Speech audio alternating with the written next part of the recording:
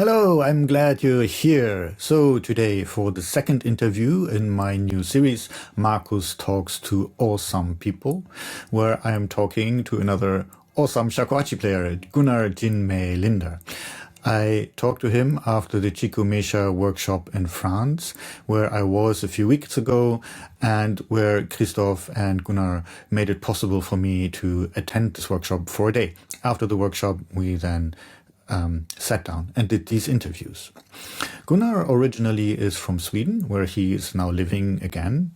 And he actually is one of the first generation Shakuhachi players, as I like to call them, because he went over to Japan and studied with Yamaguchi Goro, a very, very famous Shakuhachi player.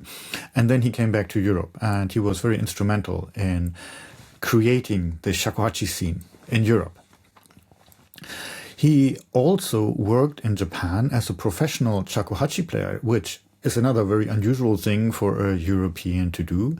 And we talk about this in his interview as well, about how this is and how being a professional Shakuhachi player is different in Japan from being one in Europe. He returned to Sweden about 20 years ago, where he now works at the university. And in connection with that, I also want to mention that he did his PhD on the history of the Shakuhachi. So if you're curious about komuso, about the Fuki sect and all that stuff, read his thesis. It's very informative, so I can highly recommend it.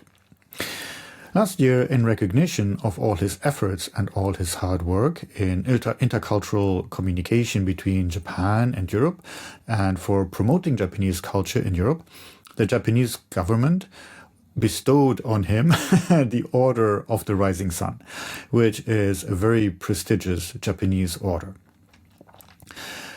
As in the first interview, you will notice that the lighting is all over the place. We were just sitting in a living room. It was a cloudy day. Sometimes it's very bright. Sometimes it's very dark. So please bear with me while I figure out all the technology that is necessary for making good interviews also on a technical level. But I hope you enjoy what we have to say in this interview nonetheless. Have fun. Welcome, Gunnar Jinmei Linder. Thank you, Markus. Let's jump right into it. Mm-hmm. So, you are one of the main Shakuhachi players in Europe. You studied for a long time in Japan. I did, yes. So, how did you start playing Shakuhachi? You've told the story many times already. yes, I have. So, I used to call it the journey of the banana peel. Okay. Slipping on the banana peel. Okay. So I came to Japan 1985, after 2 weeks on Trans-Siberian Railway. Oh, that sounds very interesting. Yeah, it was really. I've been studying philosophy. Okay. And for one semester I took courses on Eastern philosophy that kind of changed my outlook on, well, life and thought in general. Okay. My plan was actually to go to China. Okay. I was also interested in the Chinese writing system, the Chinese characters. Mm-hmm. But I knew I didn't have much money. I was a poor student, right. And I saved up enough money to get on the train, go to Japan. Okay. And I had at the moment, this is 1985, but in today's rates, etc., about 300-400 euros in my pockets and a one-way ticket to Japan. Interesting. So I knew I had to work, and I had learned from reading, what's it called, Lonely Planet travel book. Travel guide. Yeah. And I knew, I've read there you could work as an English teacher and make, would not be possible in China. So I planned to study or work in Japan, travel in Japan and work in Japan for about 6 months. Okay. I had a friend, she was going to India, so the idea was that we should meet up somewhere. Okay. It never happened. India and Japan are really next door to each other, right? Yeah, right. From the perspective of Sweden, it felt like that, right? Yes. So I came to Japan as a backpacker. I met an American couple, and the woman there in that couple, she had found a place in Shibuya where they taught Japanese culture for free to foreigners. It was called a fraternity club. Okay. It was a Japanese businessman who spent money on that in order to reduce his own taxes, his private taxes. Okay, fair. But he was dealing a lot with foreign countries, so he felt that if he was going to sponsor some kind of cultural activity, he felt it would be nice to spend it on foreigners. So we could go there. They had shakuhachi, they had koto, they had flower arrangement and lacquerware. So they had teachers hired on a, they got paid by the hour, I guess. Right. He had a secretary. She was working there more or less full time, I think, in a fancy apartment kind of, a room, big room in Shibuya. It wouldn't be not so cheap, I think. No, probably not. Yeah. It's a nice area. Yeah. In the 1980s, it was a bubble economy. So she said she was doing koto, and she said they have some kind of flute they teach. And I said, well, I'm in Japan, I can do something cultural. Okay. Flute sounds nice, you can put it in your backpack and continue your travel. You've not played flute before? Or I never played anything. Oh, okay. Musical virgin, so to speak. Yes. Okay. So I came there and I opened the door and they had a shakuhachi lesson and I kind of fell in love with the sound. Oh, nice. Okay. Very immediate. It was very immediate, actually. I used this, love at first sight. So in Japanese it would be shitome, meaning I, shitome bore. Bore is to be fascinated by something. Okay. So I say shitomimi, the ear, the first ear. Okay. Love at first hearing, so to speak. Okay. Now it was very immediate. I really something totally new for me. Right. And it was the sound for you. So it was the sound, yeah. Because for me, and maybe I'm just a bit unusual in that respect. It was the actual playing that caught me up. But for you, and for most people, I think it's the sound. It was the sound. It was like, wow. Wow feeling. Fantastic, great. But this was not the teacher that you studied with? So no, I started there, and that teacher, he was Magodeshi, the student of a student of Goro Sensei, is one of the Goro Sensei students. Okay. So he also gave us information about concerts with Goro Yamaguchi Goro. So I went to a lot of concerts, and this guy, he was at the time he was 57, I think, and he had been playing for 7 years. So he started when he was 50, and when he was young, he always wanted to play shakuhachi, but after the war, there was no time, no money.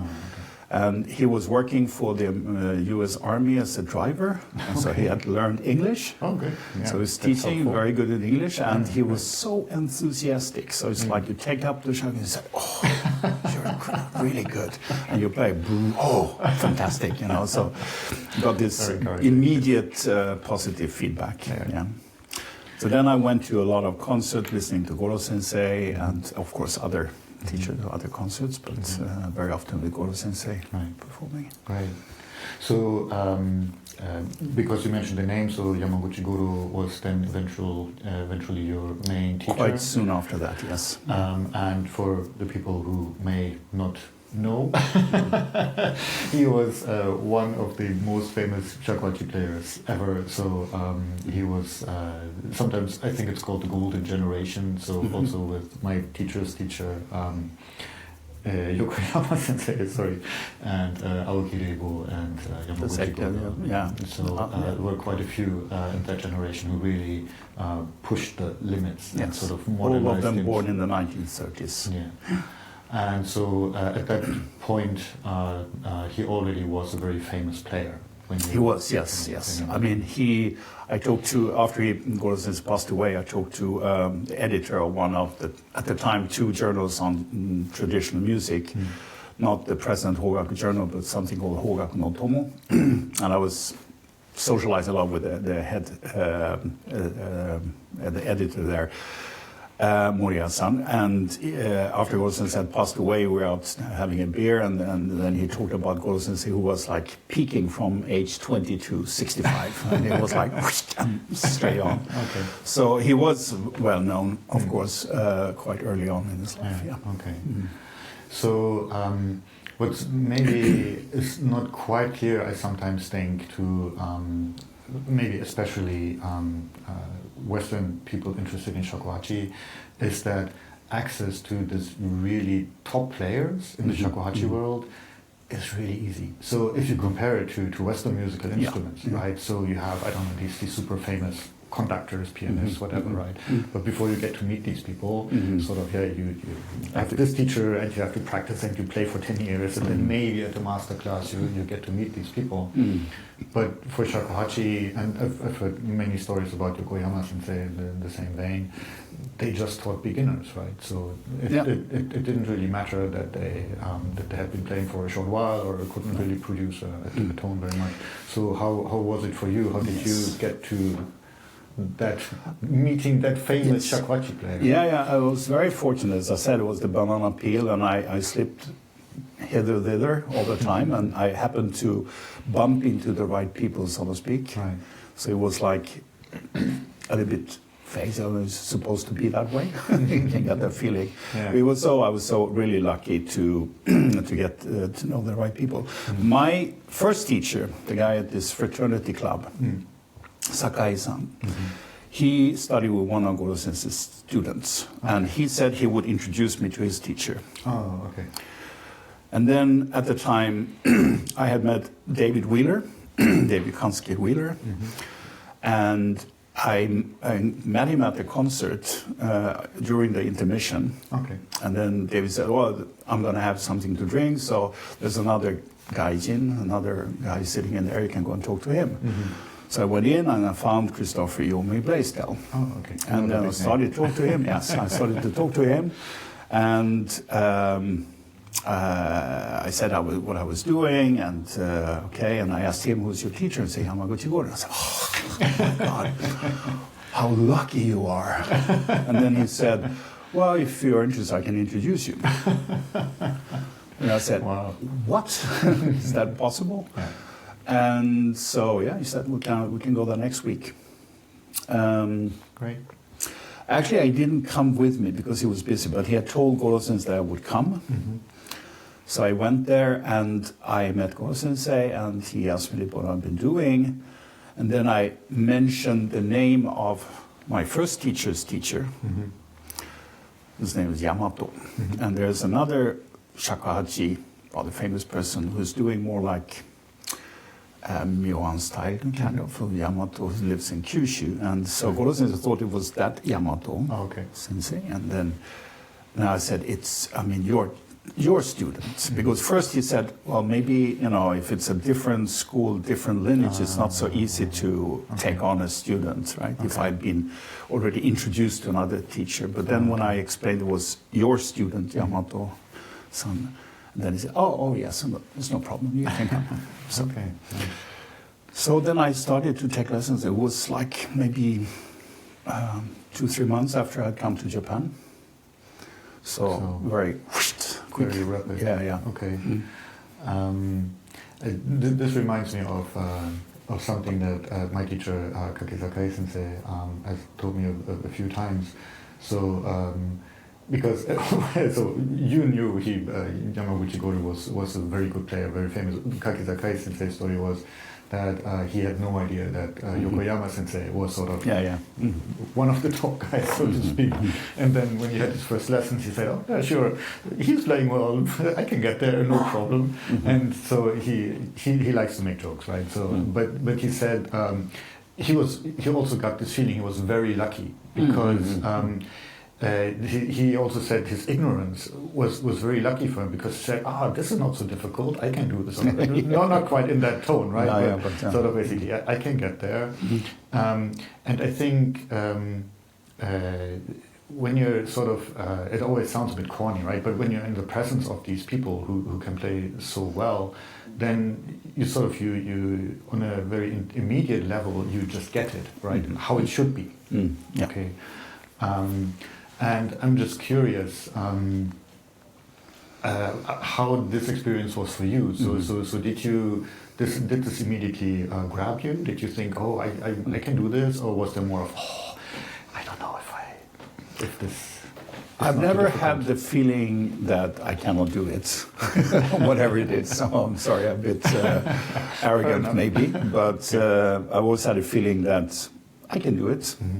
That's been my premises. But I had a very special feeling because I never done music before, and when I came to Japan, it was, I mean, I studied, you know, Plato, Kant, you know, more of the theoretical side. Yeah, it was very much rational.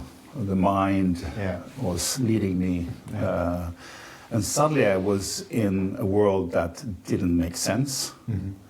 It was definitely not rational, what I was doing, or what I experienced with this flute. So it became something totally new, so it fascinated me. Right. And on a personal level, I'll say it also opened up my personality a bit, if I may say so. Sure. And when I started to take lessons, well, first I was so fascinated by the sound, just the sound of the flute. And then, of course, I started to play one of the first pieces of Sanyasu Gagaki. I played a piece called Tsuki by Hirokado Reifu, that's composed in the 1940s. I did Shidori no Kyoku, Shintaka Sago, Rokudan, in a very rapid pace, actually. They also had a koto teacher there who was a graduate of Geidai, the music conservatoire. So we were able to play with the koto quite early on as well. First, of course, doing this, like, you know, Hinomaru and, you know, deta, tsunuki, and the basics, and of course. So I also got interested in a different type of music, even though I was not been schooled in music. I enjoyed listening to. I listened a lot when I was before I went to Japan, to classical music. It's fascinating me. Right. So it was a different type of music, but I really enjoyed it. When I went to concerts, when I heard shamisen played for the first time, it was like I could feel the sound in my body. Not I heard it, but I also felt it. Like my nerves were like it's like, So it's a really physical experience of the sound. The same with Goro-sensei's, the lessons I had with him, it was definitely a very physical experience. First of all, when I had the lesson, it felt like I was surrounded by his sound. So it was like all around me. It's like a big bubble. And after leaving his house, it was in Yoyogi, in Tokyo, and I would walk to the station, about 10-15 minute walk, bustling Tokyo, a lot of cars, sounds. But the sounds bounced back. I could hear the sounds, but they didn't enter into my bubble of sound. It was a very strange, very irrational experience. It was very real. Of course, I knew there was no bubble around me, but, I had that kind of experience of the sound. And gradually that experience faded out, but in the beginning it was a very, something I never experienced before. Interesting. So it was both, especially with the shamisen and the shakuhachi, in different ways, a physical experience of the sound. Right. But it didn't entice you to start playing shamisen? I wanted, but at the time I was a poor backpacker, doing, I was on a tourist visa, and I was working, and, just to pay rent and pay the fees to Goro-sensei, the lesson fees. So it wasn't possible for me. But I was also very lucky because my first teacher, Sakai-san, he introduced me to a lot of koto shamisen teachers that he was like amateurs, but pretty good amateurs. So quite early on, I had many, many chances to play with strings. So first, of course, with Goro-sensei, I played mainly the Juta Sokyoku, because that's the way it's lined up with him. And eventually, of course, I got into honkyooku, but my first experience was with the strings. So that was more the traditional route, so to speak, where you played these kinds of music first before you're allowed, I don't know, were you allowed to play honkyooku before that? Or? Yeah, Goro-sensei was not so square. Right. There was this, because his father had probably been doing the same thing, so he's just doing it. But if you brought a honkyooku, he would say, okay. So he was very open about that. But the curriculum in Chikumeisha is you do 72 Juta Sokyoku, Sankyoku pieces, and then you do the 36 Honkyoku. And I also discussed this with the present head of Chikumeisha, and he said he never thought about it. I wonder about that. But 72 pieces plus 36 makes the number 108, which in Japanese, of course, it's a Buddhist magical number, but in Japanese, 108 is also pronounced Shakuhachi, right? So I think there is an idea that why not choose 70 pieces? Why 72, right? So, but anyway, regardless of that, you're supposed to do the 72 Yuta Sokyoku, and then you can do the Honkyoku. Yeah. But after 3 years studying in Japan, I went back to Sweden to apply for a scholarship. And then I brought with me, because I had been able to copy over to cassette tapes the 1984 collection of Honkyoku, LP records. So I brought that with me to Sweden, and I was working mainly on these recordings with the scores and trying to hear, what is he doing? And it doesn't sound right. What is he doing? What fingers? How do you do this? And I was working on that. And I was in Sweden for a couple of years. I would say I worked for a travel agency that had Japanese business clients. And that made it possible for me to go to Japan for a very reasonable sum of money, amount of money for each travel. And so I went to Japan a couple of times a year to take also lessons then with courses. And then I brought Honkyoku. That was what I've been working on. So first 3 years with Sankyoku, and then when I was in Sweden for a couple of years, only Honkyoku, almost only Honkyoku. So the lessons I had then was with Honkyoku. And then I came back on the grant to Geidai, to the conservatoire, and then I continued parallel both Honkyoku and Sankyoku. Because that what you do also at the university there, you would do student concert twice a year. Both occasions was in June and December, January. You did one Sankyoku, one Honkyoku student concert each time. Played from memory, of course. You had to really work hard on doing that. So it was parallel tracks there. Interesting. And then I had, of course, opportunity, because I was a student of Goro-sensei who was also the professor of Shakuhachi at Geidai. So I had 2 lessons a week, basically. Great. So double pace.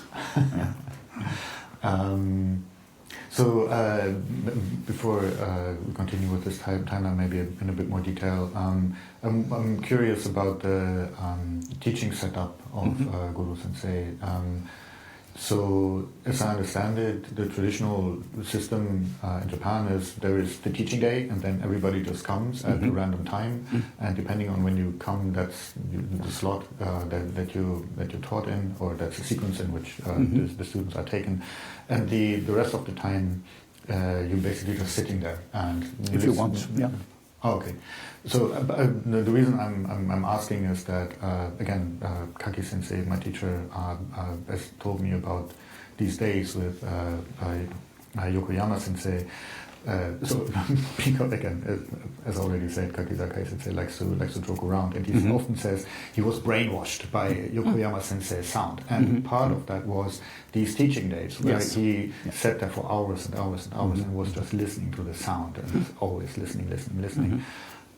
So was the setup there very similar, and it changed before I came. Before I came, Goro-sensei had one room, and people came, and people sat there and took a lesson, and the others listened to what he was doing.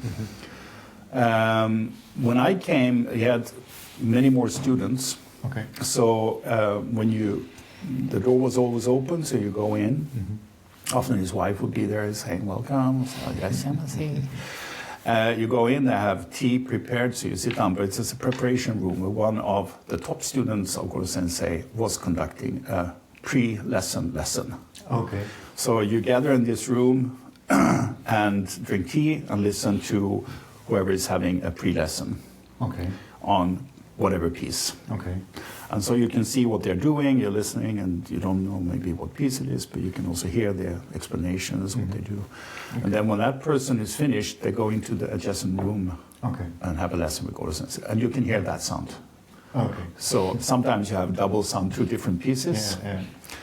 And then when it's your turn, you do the same thing, and then you're going to go to have the lesson. The lessons were conducted in the same way. I mean, each piece, regardless of whether it was 10 minutes or 30 minutes, he would divide it in 3 parts. Okay. So you do a third of the piece, so it could be 3 minutes or 10 minutes. Okay.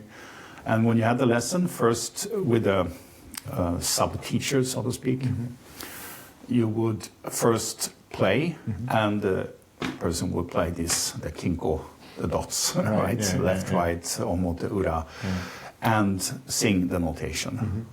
And you would be playing. Okay. And also, like, part of that instruction was indicating pitch variations with fingers. Okay. So it would be like tsu,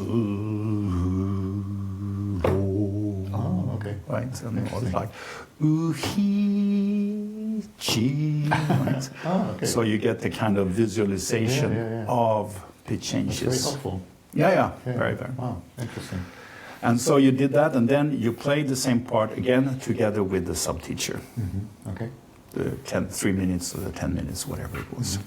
And after that, you went into the Goro sensei's room, and you did exactly the same thing. Okay. The difference was that the sub-teacher could add explanations. Oh, you have to use finger 5 there. It's like, what did you do now? Did you use finger 4? Oh, that's not good. These kind of short explanations of how to do the technical aspects. Goro sensei usually, if you ask a question, he will respond, but he was not very good at explanation, I would say. Is that Guru sensei, or is that typical traditional Japanese style of teaching? I think it's typical Japanese style of teaching that you actually play together. But I mean, that's also part, I mean, folk music traditions in Europe, for example, you have the master and the disciple playing, you're walking together playing the music. So it's the idea of internalizing the sound is a very central concept. Some people say it's just pure imitation, which it's not, because you have to analyze what you're doing without being able to get on the meta level. Oh, okay. Right? So you don't have any help from like an analytical toolbox. You only have the sound, and you have to analyze what you're doing in the sound only by means of the sound. It's something I've heard many times about this traditional Japanese approach to teaching, where in contrast, in the West, you're taught, right? So the teacher has the concept, and he's sort of feeding the information to the student. In Japan, it's the opposite, right? Yes. So from the student, it's expected you take, right? You have to take. Yes. So, yes. And that is, that's very basic. You have to, and you have this concept, this saying of you have to steal the art from your teacher. Oh, okay. The teacher will not tell you what to do. Right. You will have to explore it and find it yourself in the sound, right? Oh, okay. And I think, I'm not quite sure how Goro sensei thought about it, but I have a feeling that he would indicate certain parts depending on the student. Right. Okay. You know, making it more obvious, so to see if you would catch it or not. Oh, okay. I think, but I'm not quite sure, but I think so. Because sometimes when you was playing, of course, Goro sensei was always using a score. And as I said, you did one piece a month, a third every week. The fourth time you play through the whole piece. Okay. So it could be a 30-minute piece, it could be a 10-minute piece, but in a month you would have to be able to play it through. And if it's a honkyooku in, even rather fast tempo parts, technically demanding parts, so it did require quite a lot of practice. Right. So you would also have, even though it was very important, you really had to prepare, because Goro sensei would do this singing and clapping. That was his teaching. He would never do that twice. Right. You could bring a piece later on when you come to a certain level. You can say, okay, I'm going to have a concert, or I would like to work on this. And he would be happy to play it with you, but he wouldn't clap it and sing it for you. Okay. Because the clapping and singing was his teaching, and that occurred once only. Okay. So you really had to be focused and see what's happening. Take it. And sometimes when I was playing, when I really worked on a piece, I knew it. I not by heart, but I know several lines. And then sometimes I would look up to look at his fingers or something, and then you could see he was staring at you. And it's like, always very unsettling. Yes. Yeah, and he had like, you felt his big eyes like looking at, like really focusing. So I think he was observing what I was doing to see what he could, indicate in his playing. Right. Yeah. Interesting. Yeah. But that means, I think you basically already said this. So for these, it's not a recital. These student concerts, you call them. You memorize the pieces, but not as part of the acquisition of learning the pieces, right? No. Okay. Not with Goro's, no. Okay. So I'm asking because the way I've been taught is that at least for the honkyooku pieces, before you start the next one, you have to memorize the previous one. But you would just play from score. You learned. You have quantity firstly. And through quantity you learn quality. And the idea is, of course, in the beginning, after a month on this piece, Goro Sensei would say that you finished it. And he said, use the word ageru, I give it to you, which means it would be incorporated in your own repertoire. Right. But then he said, nigai toite ne, which means polish it off. And in the beginning, I thought polish meant polish, right. Okay. small details. And then gradually I realized that what he meant by polish was to grind away. Yes, work hard, play it 50 times, listen to concerts. Yeah. It was not that kind of, I can do it. Just a little rough edges. Yeah, no. Okay. That's not the meaning of polishing, right? Right. Okay. So you really have to continue work on it and go back later on when you proceed in the repertoire, because actually what he's doing is using the repertoire as études. In reality. Right. You learn the repertoire as you progressed, and then you will go back and polish them off, so to speak, little by little. And so there wasn't really time, and I think Goro Sensei also said when he was young, sometimes, you had the golden generation, and they were kind of cocky when they were young, in their 20s, and they're showing off, playing very dynamically, and at some time, whoever it was, someone was not using the score on stage and playing from memory. And the fathers, they came up and was furious. What do you think you're doing, showing off like that? Like this is, you have to respect the tradition. Like, Bunraku, the puppet theater, right? The narrator always has the score in front of him. So and they always put it up, and they bow for the score, because it's not holy, but it's respect for the tradition. I'm sure they know the whole play, probably, but they fold the pages. So I think the idea of using score or reading the music, or having it as just a memory charge, because the score is, as you know, it's not prescriptive. Right. You have a basic skeleton. It's not said how you're supposed to play it. It's not indicated how to phrase it, if it's an ensemble piece. All this is something you have to decide at the moment, usually when you play it. Right? So the scores are there as a general map, but you should know the piece, and you don't read it, basically, right? So it's semi-memorized. The music, right? You don't maybe remember exactly the unfolding of the sequence, so to speak, right? Or at least it gives you support. So basically, when you play the honkyooku pieces, the fingers move as if it's memorized. Of course, you can say there's a slight difference in having it totally memorized, but for me, when I play a honkyooku piece or a honkyooku, I know the music. And this is just a map. Right. Yeah. Fair enough. Different traditions. So it's I can understand. It was at Geidai. They said it's good for you to memorize because it helps you to work through and really work on the pieces. If you have to play it from memory, you really have to play it many times. So there's something to be said for both. So Yeah. I'm not dogmatic. It's just it's interesting. I mean, a honkyooku I will memorize in a day or two. Yeah. I mean, if I have to play it from memory on stage, Yeah. it's, you know, because it's just okay. It's after that or that. More of a technical question. So, as I understood it, or I understand it, the traditional way of paying your teacher is that you pay a monthly fee. Is that right? Mm-hmm. And so you would not. So, if he is on tour for 2 months or something like that, you would still sort of pay the lesson fee. And then you said it's basically 4 lessons a month, but probably it wasn't always 4 lessons, right? It was sometimes with Goro-sensei, you would always have the sub-teacher. Oh, okay. You will go there, Goro-sensei is absent today, then you have the lesson with the sub-teacher. I see. Okay.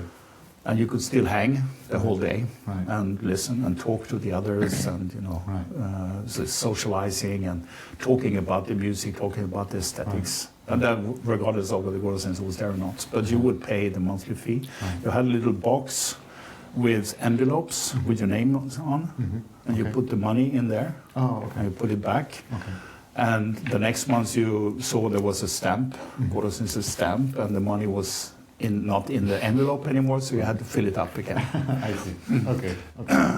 And sometimes, I know also, for me it happened once, it happened to, I remember Christopher Yomei also said it happened to him when they raised the fee. Okay. And no one told him. Oh.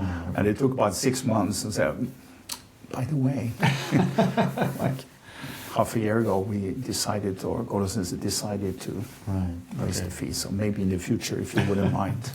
Awkward. Yeah. Yeah, right. You should know. You should have known, right? Yeah, but why didn't I know? It's like, Should have inferred. Yes. So So I thought, as I understand it, it's also a bit of a different. How should I say? A bit of a different mindset. So because if you pay per lesson, that's sort of basically you're paying for a service. But if you pay per month, it's more like a membership fee or something like that, and sort of you're contributing to the organization. Yes. Yeah, is that fair to it is say? a kind of a cultural support system, private enterprise now, not an enterprise, but it's a kind of a member's fee, you can call it. Yeah. Okay, interesting. Okay, good. But that has changed, I think, now in Japan as well, right? Or is it still in use? I think it depends. It's starting to, I mean, some prefer to do it lesson fee. And nowadays also, I think also in Chikumeisha now, what I heard is that they actually have time appointments. Oh, okay. Yeah, so that has changed too. Unfortunately, because I think that's a very, very important part of it, being there and being, as you said, brainwashed or drained in the sound. And just observe, learning by observing. Yeah, and hearing the sound. And I mean, you used to have, not so common nowadays, but the system of uchideshi, which is like a living-in student. Oh, okay. Yes, I've heard. Goro-sensei had one early on. Okay. It's quite more common, I would say, with the string tradition, maybe also in, Nagauta, the kabuki music tradition, etc., etc. But basically, the person who is the living-in student does not get more lessons. Okay. Once a week, normally. And you cook, you clean, you fold the kimono, you prepare tea, and do all these household chores. But you hear the sound the whole time. And I've talked to some people in the string tradition who have been, when they're not cleaning or cooking, they're supposed to sit in the lesson room. Right. To be there. Okay. And you get, it's like, and it's not once a week. That for me, it was once a week. Goro-sensei had lessons on Mondays and Thursdays. On Saturdays, he had faraway students. Okay. That would take it's like a 2-hour lesson or something, like once a month or something. I usually went there on Thursdays, but I could go there and just sit in and listen on Mondays. I did that sometimes when I had time. Just sit there for a couple of hours.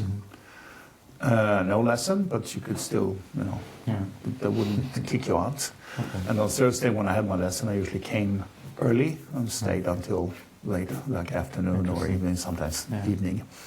So the idea, but for these uchideshi, you hear it every day, right? And you can do that for a year or 2 years, and internalize the sound, the music, and And also with the uchideshi, you have dinner with your teacher, right? And you talk. The teacher will tell you, when I play with that, this happened, and how you approach situations on stage, and ideas of performance, practice, and a lot of auxiliary information. Exactly. Fascinating. Right. Okay. So back to the timeline. So you lived in Japan for 3 years after you first came. Learned Japanese apparently quite well.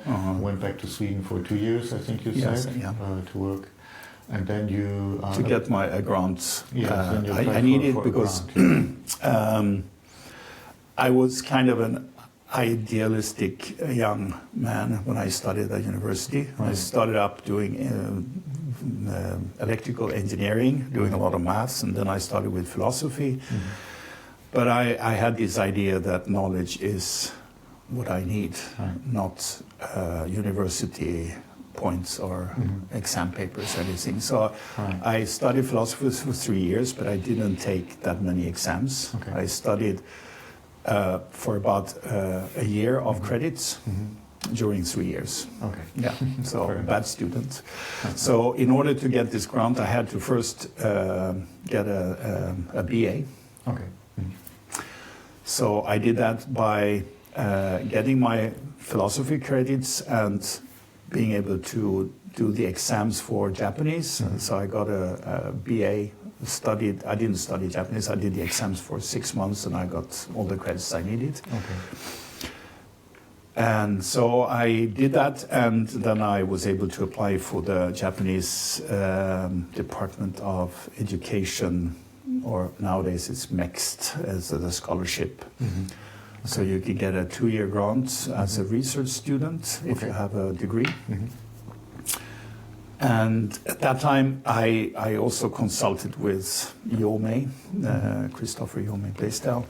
And he said, well, Gunnar, now they've opened up the conservatoire for foreigners. That was closed for foreigners before.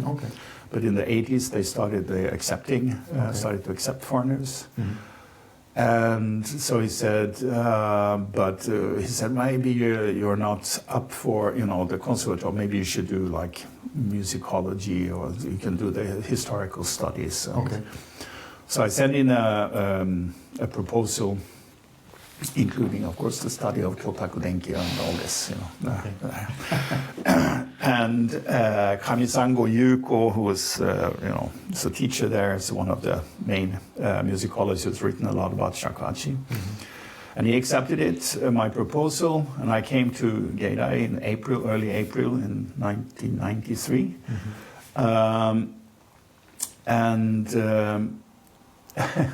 I went to the administration office, and I said, I'm going to study musicology here. And they said, I looked at the papers. No, you're going to go to the conservatoire. I said, no, I've been in touch with Kamisango Sensei, and I'm going to go to musicology. And they said, no. And I said, yes. And they said, no. And eventually I had to go to the conservatoire. They sent you to the conservatoire. They sent me to the conservatoire, and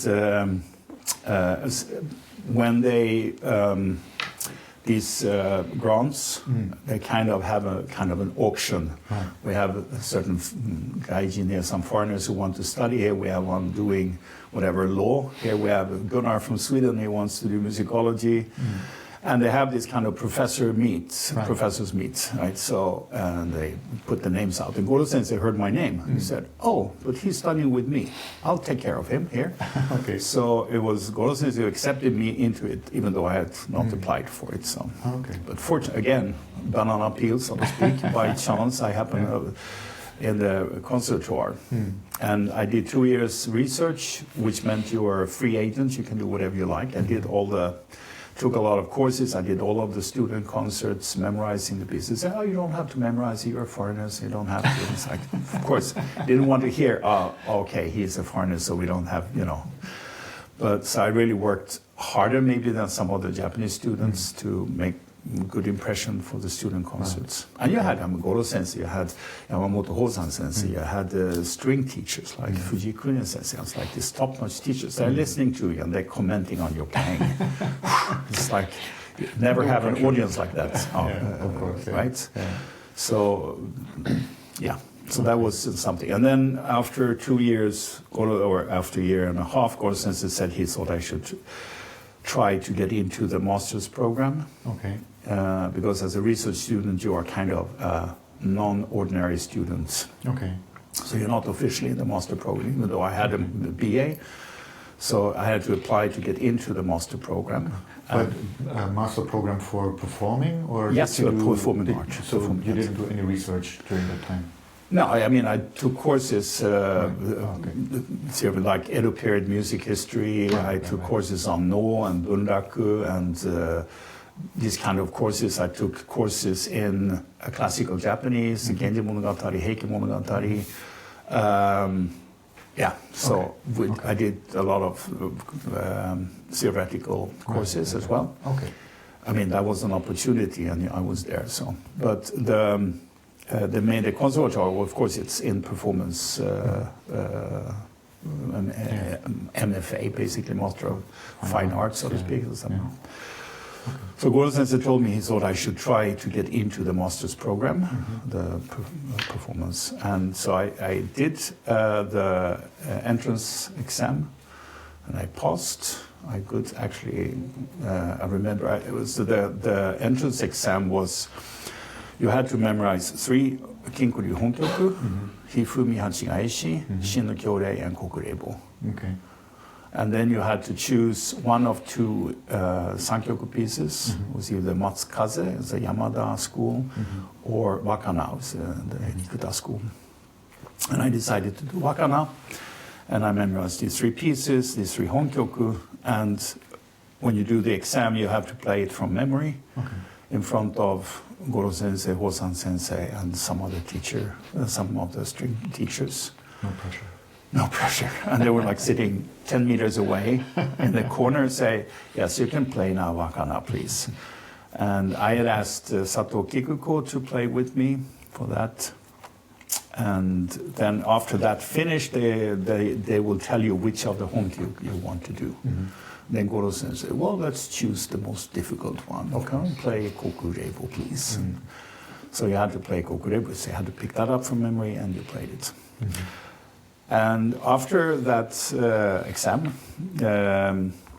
I went to the toilet, and standing there next to me comes Yamamoto Hozan. And we're standing there next to each other, and then he said, very good performance. Wow. If you had a koto there, it would have been a really great performance. Wow. So that felt very nice. Of course, Yes. Big compliment. Very good. It was, yes. So then I got into the master's program, and there was another 2 years. I was still on the grant, so I got an extension of the grant. So 95 to 97 we're now, right? Okay. Yeah. Okay. Okay. Nice. Okay. And you continued your studies with Goro sensei, of course. Of course, yes. And during the 4 years at Geidai, I had an opportunity twice a week, both at Geidai and at his home. So it was a very intense study period. Okay. So did you get your teacher's certification, your shihan, during that time as well, or was that later? After the next year, 98. 98. Okay. And that was right after Boulder. Oh, okay, after the World Shakuhachi Festival. Yeah, in Boulder, yes. Okay. I was part of the committee there to organize that. And it's, I learned afterwards, and it's very special for me because when we came back from Boulder, Goro sensei got very ill. He was very tired and couldn't play, and then got back, and we had some lessons. And he said one day that we should decide on a name. And there is, as you know, money involved in these things. And so I said, well, maybe next year. And then he said, no, you can do the administrative stuff later. That's fine. But let's decide on a name. So we did that. And I think I had one more lesson, and then he was in hospital. And then 4 months later, he died. And I later learned from his daughter that at that time he knew he had terminal cancer. Right. So I was actually the last one who get a name from him directly. Wow. So it's a very special, for me, it has very special meaning. It's a recognition more than anything else. And in Sweden, I have it registered as part of my judicial name. Oh, right. Okay. So I'm using it correctly now. It's like in research, etc. So it's it's in my passport. It's in your passport officially. Yes. Okay. So it has that very special meaning to me. Yeah, of course. So about these names, so your name is Jinmei. What does it mean? Goro Sensei, about names, there's a lot of discussion about names, and Goro Sensei he didn't get a name from his father, and his father was not much into naming. Yeah, that was sort of is where this is leading, because... Yes. So, but what happened was that in Japan at that time, students of Goro Sensei started to complain because they didn't get any performance jobs. Oh, really? Okay. Because they didn't have a name. Okay, so the license was not enough. They needed the name. Well, I mean, maybe I'm not sure if they even issued. I guess they issued the license, but they didn't get the names anyway. Right. Okay. So they started with that, and then since the school is called Chikumeisha, which means Bamboo Union Company, they use Mei for Goro Sensei. All his students have Mei in their name. Oh, okay. So it's instead of the name of the teacher, it's name of the school, so to speak, or the guild, whatever you want to call it. Okay. Jin is the character for what is called Aruga Mama, like in the piece Mama no Kawa. Mama means as things are. Okay. Like the natural flow of things. To understand the natural flow of things, then you are kind of safe, or you have to understand. For me, it means know who you are, know your sound, and trust your sound. Just go with your sound. Right. That's the kind of meaning for me. What is your nature as a performer? What is my nature as a performer? That is what I have to trust and put yourself out there, basically. Yes. So, yes. And this is, you already said this was decided in discussion with Goro Sensei, right? It was decided in discussion with Goro Sensei, yes. I could come up with suggestions, and we would discuss, and he had views and opinions. He liked this character, felt it was very good. So, yes, it was decided, and that's unfortunately... Yeah. Why is there a story behind why Goro Sensei didn't get a name from his father? Or? His father died, I guess, before that. I don't think they felt it was so important. Okay. I think his father was doing something new. He broke out of basically the Chikumeisha, because he was a student of Kawase Junsuke the first. Okay. And there was some discussion. I've met Kawase Junsuke the third. I talked to him about this, and there's a lot of stories about how Yamaguchi Shiro looked at this, like what they were doing in Chikumeisha. There is also stories about the printing of scores, and there's politics. Yes. Okay, yeah. So anyway, at the time they had kind of an umbrella organization. So nowadays we have the Kinkuryu Kyokai, the Kinkuryu Association. Okay. Like an umbrella organization. In the, I guess, 1920s or something, they had the Chikumeisha. It's actually the union of bamboo, the bamboo union. Yeah. So it included all the different styles within Kinko. And then at some point, Yamaguchi Shiro said, I don't like this, so those who want to be in the Chikumeisha, you come with me. Okay. And there was a split. Right. So then he kept the Chikumeisha because that's what he said. I think his idea was to let Chikumeisha outside and hopefully bring all the others with him. Okay. That didn't really happen apparently. I think it's kind of split up then. But then he kept the idea of Chikumeisha for his school. There is a book from 1925, 1927, when after that split had already occurred, because it said this is a book about all the performance of the day, in not only in shakuhachi but koto, shamisen, and no, kabuki, etc. So it's a very thick book. And there's a photo of each one, and there's a short description of that person. And for Yamaguchi Shiro, says something like, you were studying with Kase Junsuke the first, but that wasn't enough for you, so you wanted to do your own thing, kind of bigger than life character, like breaking off. And so in that way, you can say he was modernizing the shakuhachi world in a way, trying to do something new. Breaking out of the Iemoto Seido, still, I mean, creating a new Iemoto in a way, but his son didn't continue, in that respect with the names and stuff. I guess they did diplomas, though, that's part of financial support. So, I mean... Okay, so I think this is a good point to start asking a bit about history. So we've not got to that point yet in your biography, but you're also a very well-respected researcher for about shakuhachi, history of shakuhachi. So, and if I have the opportunity to ask the expert, so there are two things that I'm really curious about. One is the overall lineage, so basically how it got from Kinko to where we are today, right? So how Chikumeisha fits in there and sort of what the connections are. The second is about my lineage. So because so just as a setup, so for KSK, officially it's Kinko. So at least that's what's on the licenses. It says Kinko. Also Azuma-ryu, which is from Fukuda Dando.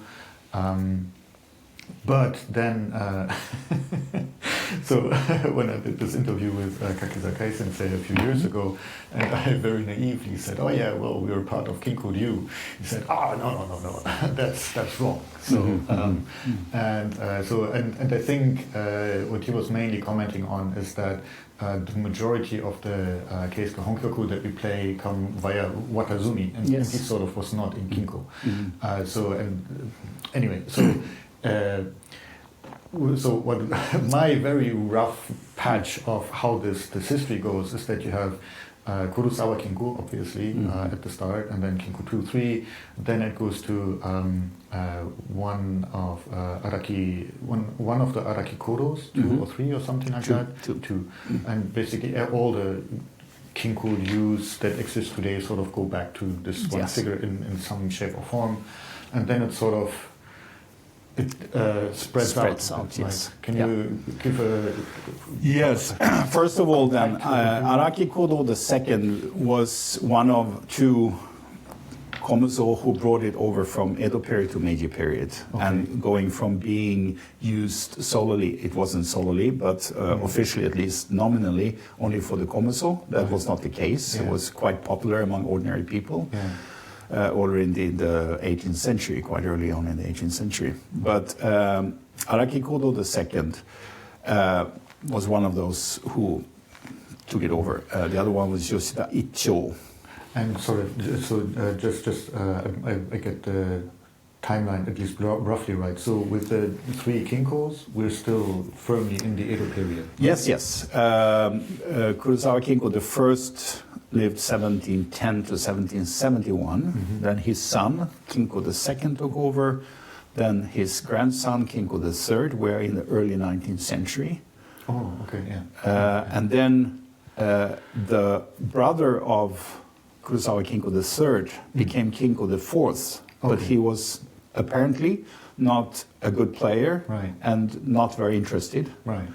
So Hisamatsu Fuyo, who was a student in that lineage, took over as the factual leader of Kinko-ryu. Okay. He didn't take the name Kinko because he was not himself. He was not a blood lineage. Okay. So here we are with the Iemoto system, where it sort of goes to the family member, basically. Yeah. Okay, it did in the beginning. He wrote a text in 1830, which is called Kaisei Hogo, Sermon over the Calm Sea. where he is very, very angry because, you know, the Ikkan school was, Miyaji Ikkan was a student of the first Kurosawa Kinko, but he, before it became Kinko-ryu, he had already started Ikkan-ryu, the Ikkan school. And one of his students is Yamada Nyodo. So that's the, you know, Nyodo lineage, actually. The Yamada Nyodo, he took the name Kinko. Because he felt it was, you know, they were basically the same thing. The Ikkan and Kinko, they're basically the same thing. So he took the name Kinko. And Hisamatsu Fuyo is so furious about this. He's talking about poison being spread in the water in the Shakuhachi community. And eventually, Yamada had to skip that, so he continued as a Nyodo. But then, in that line from the Kurosawa, you have Toyoda Kodo, who is the first Kodo. And he did a lot of Sankyoku already in the Edo period. And he taught Araki Kodo the second. So there comes Araki Kodo. And then you continue in that lineage, blood lineage, now down to Araki 6, who is... yes. Sorry. No, go ahead. So the second Araki Kodo, Araki Kodo 2. He integrated, or he added a lot of Sankyoku music to the Honkyoku repertoire. There was already a lot of Sankyoku. Yes, it's not like it was invented by him or anything. There are scores of Rokudan going back to the late 18th century. Shakuhachi scores of Rokudan and Shirabe, for example. So Sankyoku playing was not uncommon. And I have a lot to say about this idea of komuso, spirituality, and profane music, etc. Because that was something that happened in the urban culture of Japan. There's a whole lot to say about that. But anyway, so in the Meiji period, Shakuhachi playing was very, very popular, well, especially the Sankyoku performances. And according to one, I think it was Kamisango Yuko, who said that in the Meiji period there were as many ryuha, or many schools, as there were Shakuhachi players. So there was an abundance of, you know, everyone was writing their own scores for the Sankyoku. Everybody founded their own school. They did their own school, yes, and trying to survive by getting students. So Goro Sensei told me once that at that time of his father, the teacher would write 3 lines for each lesson of the score. And you studied that. And the next time you got 3 more lines. And so in order to come back, right? Yes. So, sorry, just for also the viewers. There was a big break in the Shakuhachi tradition at the Meiji Restoration. 1868, yes. Exactly. So, which was, at least how I understand it, when the komuso sect was abolished, and Shakuhachi playing was, well, not forbidden as such, but sort of it took a big hit, and or at least this tradition was not continued. And the honkyooku that came from the komuso basically were not. I mean, I'm sure people continue playing them, right? But basically were not practiced for something like a decade, and then sort of the tradition sort of re-emerged, and sort of again just to try to and please correct me, but sort of just to put this into the context. So this is why. This figure of Araki Kodo II is very important, because he was really instrumental in re-establishing the Shakuhachi tradition, and also making the link back to the honkyooku playing. But apparently also, again, as I understand it, one way in which he managed to do this was adding a lot of Sankyoku music as well to the standard repertoire. What happened in the early Meiji period, in 1871, the komuso system was abolished. There was a very strong anti-Buddhist movement in Japan in the early 1870s. For a couple of years, they burned temples, they destroyed Buddha figures, Yeah. etc. Because there was a very strong nationalistic, like the Japanese-ness of things, and no influence from abroad, especially from the neighboring countries. But Araki Kodo and Yoshida Ichio, I guess they realized that could happen to the Shakuhachi as well, because it was connected to Buddhism through the komuso. Right. So they went to the new Meiji government at 2 occasions to kind of plead for the Shakuhachi. And what they said, this is also written down, that what Yoshida Ichio, what he said was that Shakuhachi has always been a musical instrument. And the honkyooku, which is kind of the music of the komuso, we use that as etudes for the purpose of practice. Right. And that was a way to keep it, keep that tradition and allow that to continue. Interesting. Okay. But arguing for that the shakuhachi is and has always been a musical instrument, not a religious implement. So therefore it was able to, the continuation then of both Honkyoku and Sankyoku. Okay. And Sankyoku, as I said, had been played way back. So it was nothing new that came. I mean, early 19th century, you have some people, Kindo, what's his name? Predecessor to the Sakai lineage, the Chikuhoji. This was connected to Kindo, what's his name? Kondo, Soetsu. Okay. That's early 19th century, where he was a prominent performer of Sankyoku. Right. And as I said, the earliest, as far as I know, the earliest extent of, for example, what we know of the Juta Sokyoku, or Rokudan no Shirabe, is from the 18th century. Right. Okay. Mid-late 18th century. Yeah. So it's definitely a tradition that was going on. Yeah. So now we're over the big break, so to speak. So Araki Kodo 2. So and this basically is direct continuation of Kinko lineage, right? Yes. So how does it continue? Then it goes to Kawase Junsuke the first, who was a student of Araki Kodo the second. Okay.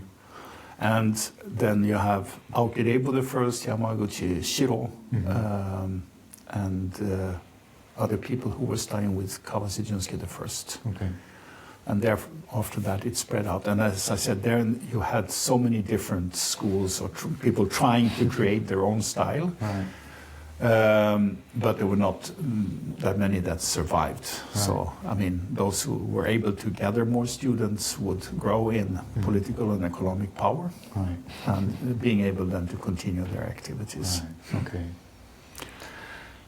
So. Okay. And then quite independent from that, I guess, then is Nakao Tozan, right? So because he sort of split off and... Yes, his mother was a koto player in Osaka, and that's a totally different lineage. It's not connected to that at all. But you talked about the Katsuya, Yokoyama Katsuya. Katsuya's father was a Kinko player in that group, so to speak. So there you have the connection to Kinko. In which Kinko group? Yeah, he was part of that. I can't remember if I guess he also had studied with Kawase Junsuke the first, if I remember correctly. Right, okay. So he was the Kinko teacher, and that's, I mean, Katsuya Sensei studied with his father, and also doing other things, and then was influenced by also Watazumi. And Watazumi's Honkyoku, that's not according to me, but according to Taniguchi Tsuneko Sensei, the Japanese musicologist who did a lot of work on the Shakuhachi. Right. Unfortunately, she passed away in 2010, I think, 2012 or something. But she did a lot of research into the Shakuhachi, a very important work. She concludes that the Dokyoku, or the Watazumi, is not koten honkyooku per se. Okay. That's her. Not mine. That's what she says. Okay. But she includes that in her studies because the Dokyoku has similar roots to the koten honkyooku. Okay. So the koten honkyooku is, for example, the Kinko-ryu, not the Tozan-ryu. That's later. and actually not the Dokyoku. Right. So it's like a revision made by Watazumi, Okay. based on pieces that has links to the koten Honkyoku. Right. That's her way of Okay. describing it. Right. Yeah. But there are differences in the repertoire, right? So I mean, the KSK Honkyoku repertoire is, I don't know, 22 pieces, something like that, not the 36. But at least from the names and as far as I can tell from the music as well, there are other pieces in this KSK repertoire than there are in the Kinku repertoire. Yes, so yes. where do these pieces come from? I don't know exactly. That's the Watazumi pieces, right? Where he was picking up and what he did, and maybe he renamed some of them. And he was trying to, revive movement. He was also a very nationalistic guy, very kind of right-wing type of person during the war period, etc. And he was trying to get this kind of revival of that tradition somehow. So, yeah. Okay. Okay. Still, it's always when there is talk about Watazumi, it seems he's quite a nebulous figure. So it's unclear really where it came from. There are suggestions who taught him, but it's not really clear. At least he didn't acknowledge anybody for being his teacher. I didn't have any teacher. Exactly. It's like talk about big ego. That was like exactly. Yes, but he wanted to revive. He wanted to recreate, maybe even tradition that he felt was this idea. I think he was very much himself involved in, Buddhist activities or whatever you would call it. He was doing this kangeiko, like standing down under a waterfall, playing shakuhachi and these kind of things. So I think he was, in a way, very serious in what he was trying to achieve. But it was definitely also a revival movement for this idea of shakuhachi as a Buddhist implement. Okay. So I think he was very instrumental in recreating this idea of the shakuhachi as an implement. Yeah. Okay, so let's continue with that then, because you already gave a teaser that you have a lot of things to say about that. So one idea that's very popular in the West, at least, is this idea of suizen. Right? So playing shakuhachi as a version of or alternative maybe to zazen, right? So just by playing shakuhachi, you're meditating basically.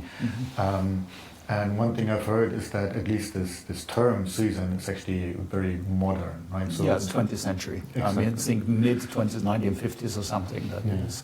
It was engraved at the Myoan Temple in 1960 something. Right.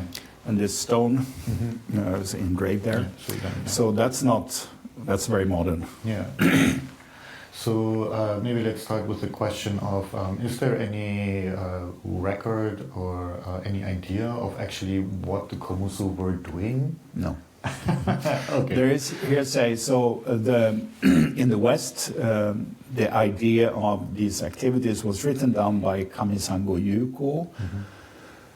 I think it was firstly in... I can't remember if it was in this emperor. He wrote an article in the 1970s, and that was also at the time when you wanted to have this kind of revival of the shakuhachi too. And also after the shakuhachi had become more popular in the West, a new wave kind of thing going on. And that was translated by Christopher Yomei into his shakuhachi learning manual, or what it's called. Including this historical overview. So it was translated into English and adapted. And I later asked Christopher if he knew anything where that information came from, and he had no idea. And there is no textual evidence or any text that kind of tells these stories, as far as I have found. I've studied quite a lot of the material. So I think this builds on hearsay among those who are conducting the komuso activities from the Meiji period on, because there was a revival for the komuso activities already in the 1880s. So I think that the activity has been established in the very late 19th century, maybe early 20th century. Okay. So what he wrote in that article in the 1970s is builds on hearsay from people who are doing komuso activities. Right. Yeah. Okay. So how far that goes, if you have hearsay, things tend to change in every step on the way. Yeah. So how far back that goes, it's very difficult to say. Right. It might be parts that are accurate, that they're actually doing this, but as I said, there's no texts that indicate any of these activities. Okay. It's quite strange though, right? Because it's sort of, it's unusual. I'm not an expert in any way, in any shape or form, but it seems very unusual for a Buddhist sect or a Zen sect to take a musical instrument and make that quite a prominent thing in whatever it is they were doing, right? So every komuso apparently had a shakuhachi and was playing it or studying it or had to do it. So it's, I don't know. Of course, the not conclusion, but the supposition that you would think that it had to do something with their Zen practice as well is a bit, in a way, it's obvious, even though there is no historical record. But still, it seems a strange thing to do. Let's put it this way, instead of just sitting there playing music. But right? You had these wandering monks already in the 16th century, the komuso, but they were pure. They were really beggar monks. Yeah. They were not involved in any serious Buddhist practice per se. Yeah. There were a lot of these kind of lay monks traveling around trying to survive. Right. Some of them were literate, so they would read sutras or something. Okay. Some of them then had to taken up this traditional playing, the shakuhachi. Okay. And shakuhachi had been a very popular instrument. There is a book of popular songs published in 1518, Okay. where they used the most likely the shitoyugiri shakuhachi, but it's a shakuhachi, and it's used to accompany these kind of popular songs. Kuta, etc. So there was a tradition of actually playing shakuhachi for entertainment, and a way to beg or to get money to play the shakuhachi, to play music, in order to receive something to eat. So that was ongoing, and we have images of these komuso in Kyoto in the late 16th century. They were actually wandering around. They were not, they didn't belong to any sect or anything like that. And what happens in the early 17th century, after Japan is unified, at this time in the 16th century, was warfare, going on all the time in Japan. So after the wars ended, and there was a lot of masterless samurai, the ronin, right? And the komuso were acknowledged. The Fuke sect was never acknowledged by the authorities. The komuso were acknowledged as monks. But in their own writings, it said that komuso is a refugee for ronin. Right. So you had to be out of mischief, basically. Yes, you had to be a warrior status. You had to be a samurai, ronin, in order to become a komuso. Right. And you had these lay komuso monks who had been playing shakuhachi. It was a way to get money, to get food, to beg to get food because they didn't have any outcome. A lot of the masterless samurai from I would say early on in the 17th century, 1630s up to 1650s, a lot of them became teachers of martial arts, or they would be teaching children to read and write, or they became craftsmen. Okay. And those who couldn't do that, they didn't have any outcome. Right? They could beg. Right. And there was an incident in 1654, a ronin who was accused of plotting to kill the shogun. But in his own writing, he had to commit suicide, seppuku. But in his own writing, he said, it was not my intention to try to revolt against the shogun. I just wanted to show the hardships of ronin. Okay. So in the 1650s, based on that writing, it was a difficult time for ronin. They didn't have any way to survive. Right. So this was a way to start wandering around begging. Right. There had been this, well, tradition, but you had these lay monks who had been walking around. And for the authorities, it was a way to control these Ronin, because there had been these uprisings in 1637, 1638, for example, and it was a way to control the activities. And I mean, just the idea of letting them have free pass, travel pass all over Japan at a time when it was very, very restricted, it shows there was some kind of dealing with the authorities, and there was a way to control them, and they would get some benefits in return. Right. Okay. So I think that's, for me, that's what seems to be what happened. And then they had this idea of playing, and they started picking up music from other kinds of music and making it into the honkyooku. Sure. And one thing that should not be disregarded in this respect is a system that was introduced in 1635, Okay. where the local feudal lords had to travel to Edo once a year. Yeah, that's right. Yeah. And then once a year they went back and lived in the regions 1 year. And they came back to Edo. This continued from 1635 to very late in the 19th century, or in the late Edo period. There was 6 years in the early 18th century that they abolished it, but basically it continued for more than 200 years. Right. Which meant that these feudal lords, they didn't get on a horse and ride down to Edo, or ride up to Edo. They brought a big entourage of people. They had the tea masters, they had craftspeople, they had entertainers, they had chefs cooking food.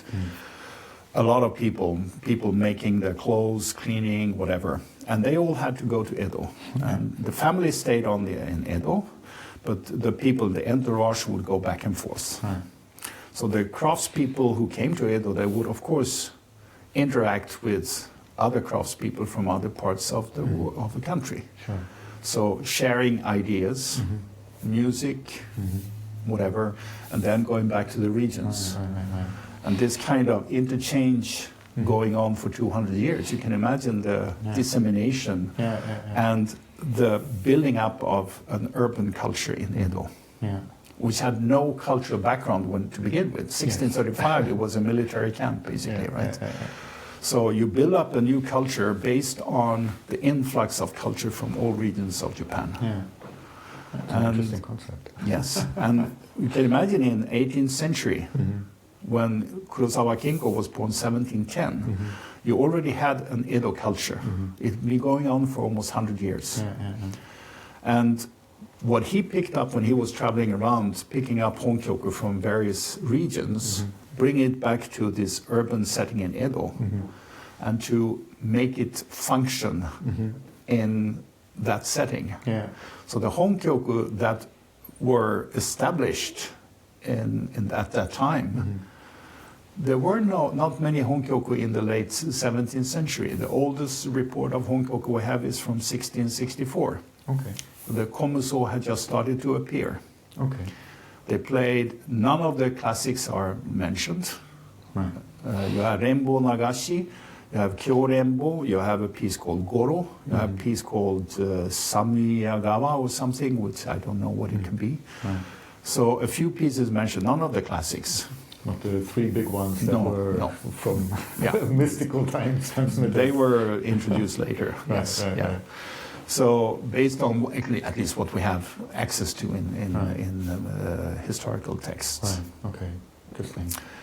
So I mean, the Kinko-ryu was established in an urban setting, which had been a mix of cultural influx from all over Japan. Interesting. So maybe it's a bit more like a story of. There is a tradition of blind koto players in Japan. Of course. As far as I know, and so koto and shamisen, So basically, if you are blind or visually impaired, whatever you say these days, then this was one possible career and a way of making a living. And so maybe it's more just this pragmatical thing that you play shakuhachi to sustain yourself. When it comes to the blind string musician, that goes back to the early 14th century, 1330s, when they established a guild for blind male who play the biwa and reciting the tale of the Heike Monogatari. That was established in the 1330s. And it was partly states supported. And in the Edo period, these blind musicians had the kengyo, as they were called, the top rank, had a very high social standing, to the same social standing as a feudal lord. They were allowed to have 20 bodyguards, which was the same for feudal lords. Wow. So, yeah. Interesting, yeah. Okay, so good to know that we don't really know. Yes. So it's a lot of stories can build from that. Which in itself is fascinating. Yes, and very interesting, of course, right? Well, I'm wondering because, of course, you know the situation in Japan very well as well. And of course, this idea has been around now for a long time of whatever, Suizen or playing Honkyoku as meditation or as part of Zen practice, whatever. And I'm just wondering if there is more of a, if I don't know, for example, somebody sat down and wrote a book and said, look, in Zen it's like this, and in Honkyoku you find this, or when you play Shakuhachi this way, this is like this kind of practice in Zen also. So I mean more on a practical level, or on a manual of how to do meditation with the Shakuhachi, something like that. So Zen is not just a philosophy, right? It's also there are detailed instructions, right, of how to sit, right? So you need this posture, and then this is the way to do it. And of course, for Shakuhachi, you can say, well, there are these different conceptions about music and different styles of music, and you can play it this way and this way and this way. But there's also just the mechanical part of it, right? So how you play and what goes on with your breath, for example, and how you should hold yourself and things like that. And I don't know, it's just a spontaneous idea. So then I was just thinking maybe somebody sat down and looked at these two practices, right? So practice of playing Shakuhachi, practice of whatever it is. Historically? I mean, maybe more recently, modern, yes. I think there are, especially in the West, I would say. Right, but it's not something really that gets a lot of interest in Japan, as I don't think so. No, right, okay. I think. I mean, I've talked to some people who are more involved in what is referred to as the more meditative aspects of Shakuhachi playing, who has told me that using the concept of Zen has made it more interesting for foreigners, which has in turn led to they have received more students in Japan. Really? Yes. So this kind of reversed import, as it's recalled in Japan, has been functioning a little bit apparently, but it's not the main. I would say it's a minority of Shakuhachi practitioners in Japan. Right. Maybe a larger part of practitioners outside of Japan who have that towards that kind of meditative part. Yeah, it's just fascinating to me that apparently, even though there is not really any basis for this, there is still this. So Shakuhachi is the Zen flute, right? So this is how it's sold. It's sold. Yes, Amazon, yes. And it's basically so. The more I hear about this, it's basically all just marketing, right? It's there doesn't really seem to be much substance to it. I mean, no. I mean, there's no historical basis for it.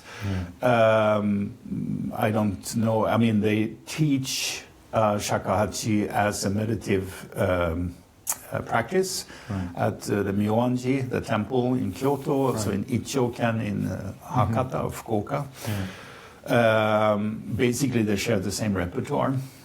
And they have these sessions where they play together and for referred to as meditative practices.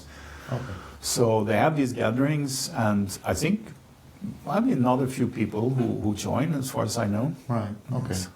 I've been to both temples. I know the teachers in both those temples are very nice people, I would say. And that's but they conduct these activities more. I know in Ichoken, for example, the monk there, Gemmyo-san, he also said that he will perform for funerals and etc. But again, this is nothing that we know from any historical records what they did in the Edo period. Right. This is like a recreated tradition, if you want. Yeah. Interesting. Yeah. Yeah, but I mean, of course, that's interesting as well, right? Yeah, to sure. to just see what people make of it. Yes. It's. I mean, it's. You know, you do what you like with an instrument, whether it's a shakuhachi or something else, and what you prefer to do, and what's your own interest in its music or its sound. It's up to the individual to decide what they want to do with it. So, of course. But I just want to return briefly. Actually, I'm right now working on an anthology on the Shakuhachi together with Geidai, which we hope to be finished this year, published by Routledge. And I wrote, we have our introductory chapters and also a lot of people contributing, so different aspects of Shakuhachi. Nice. But from the historical part, when you look at the Shakuhachi and the, how do you say, spiritual aspects and the profane aspects, just to indicate how popular the Shakuhachi was, at least in the city of Edo. Let me see, 1713 or 1710, 1713, I think, there was a kabuki play called Skiroku, a short name Skiroku, so that's a longer name, but Skiroku was premiered. And the hero, Skiroku himself, he's like the guy of town. Right? He's loved by everybody. He's fabulous. He's a very good swordsman, and he's very popular with the women, etc. So he's like the real deal hero, the guy of town, right? Yeah. And what does he do? He plays the shakuhachi. He's always got a shakuhachi in his sash, right? Yeah. Indicating the popularity, right? To be someone to, you have to play the shakuhachi. Yeah. In 1743, 47, 45, around that time, the famous kabuki play of the 47 Ronin was premiered. It's a story about 47 Ronin who takes revenge on their master who has been wrongfully forced to commit seppuku. So they are also forced to commit seppuku at the end. So they take that, but they take revenge on the guy who created the situation to begin with. But there is a scene where one of these guys, and it has led to other complications. One of these people, one of these men, his daughter was supposed to marry another type who was connected to the guy who was the bad guy to begin with. So anyway, the wife of him plans to commit suicide together with the daughter. Right, okay. The guy appears outside his house as a komuso, the tengai, and he plays Tsurunosu Gomori, or Sokaku Reibo, the story about the cranes. In that story, the mother crane sacrifices herself in order to make her child survive. And the mother hears this without knowing it's her husband, and realizes that this idea of committing suicide with my daughter is against nature. Even birds take care of their offsprings. So she abandons the idea of committing suicide with her daughter. So this is not explained in many words. So the audience in the mid-18th century must have first recognized the piece of music and understood the implications and why then the mother decided not to commit suicide. So that it must have been that popular at the time, right? Of course. Just like to indicate the popularity in the urban setting. And I think we have to look at the shakuhachi in the Edo period from two very different perspectives, the urban and the rural setting and local temples. So, so urban and rural setting. So it's not just this, sorry. Yeah, you cannot just say it's this or that. I mean, you can very well imagine that people on the countryside in a local temple somewhere were actually conducting, religious activities, meditating, maybe playing at funerals locally or something. Very well, it was very possible. But then being brought into Edo and in that kind of like cattle of culture that was pouring in, it became something else. Right? And we know also from Tsuneko Sensei's research that there has been two major collectors and revisionists of Honkyoku. I would say three even, but first one was Kurosawa Kinko the first, who collected pieces and changed them. I think he changed them in a way to fit with the aesthetics of the Edo culture. I mean, he was active in Edo, so it feels natural. Then you have Higuchi Taizan, who did the same thing with the Muan pieces, what they are called the Muan school, the Muan style, or whatever you want to call it, which is actually a collection of pieces. Higuchi Taizan collected pieces from different areas and made additions or changes to the piece, to the pieces. Right? And maybe you could then say that Watazumi is the third in that line, so to speak. And of course, then it will change in each step of transmission. But there were these kind of major collection and revisions made to the pieces, right? And creating a canon of music. Right? So it's not just Zen music. It's just no. It's a very Western perspective on the. That is a Western perspective. I would say so. Yes. So just because you mentioned Watazumi again, so do you know, is he connected to the Muan tradition in any way? Well, he was connected to the Ichioken temple, and that is rather complex. Again, a lot of politics and a little bit of friction, so we don't want to go too much into that. But there was like a in terms of the repertoire, is it? Yeah, I mean now the Muan and the Ichioken is, and he was involved in that, of course. Yes, as well. Yes. Interesting. Okay. Maybe one day I'll find out. There might be a little, because in this anthology we have actually, apart from the more scholastic works, academic work, we have 4 interviews in this book with 2 performers, Fujiwara Dozan and Nagasu Tomoka, a female shakuhachi player, and then also interviews with Genshin-san at Myoanji and Gemyo-san at Ichioken, 2 temples.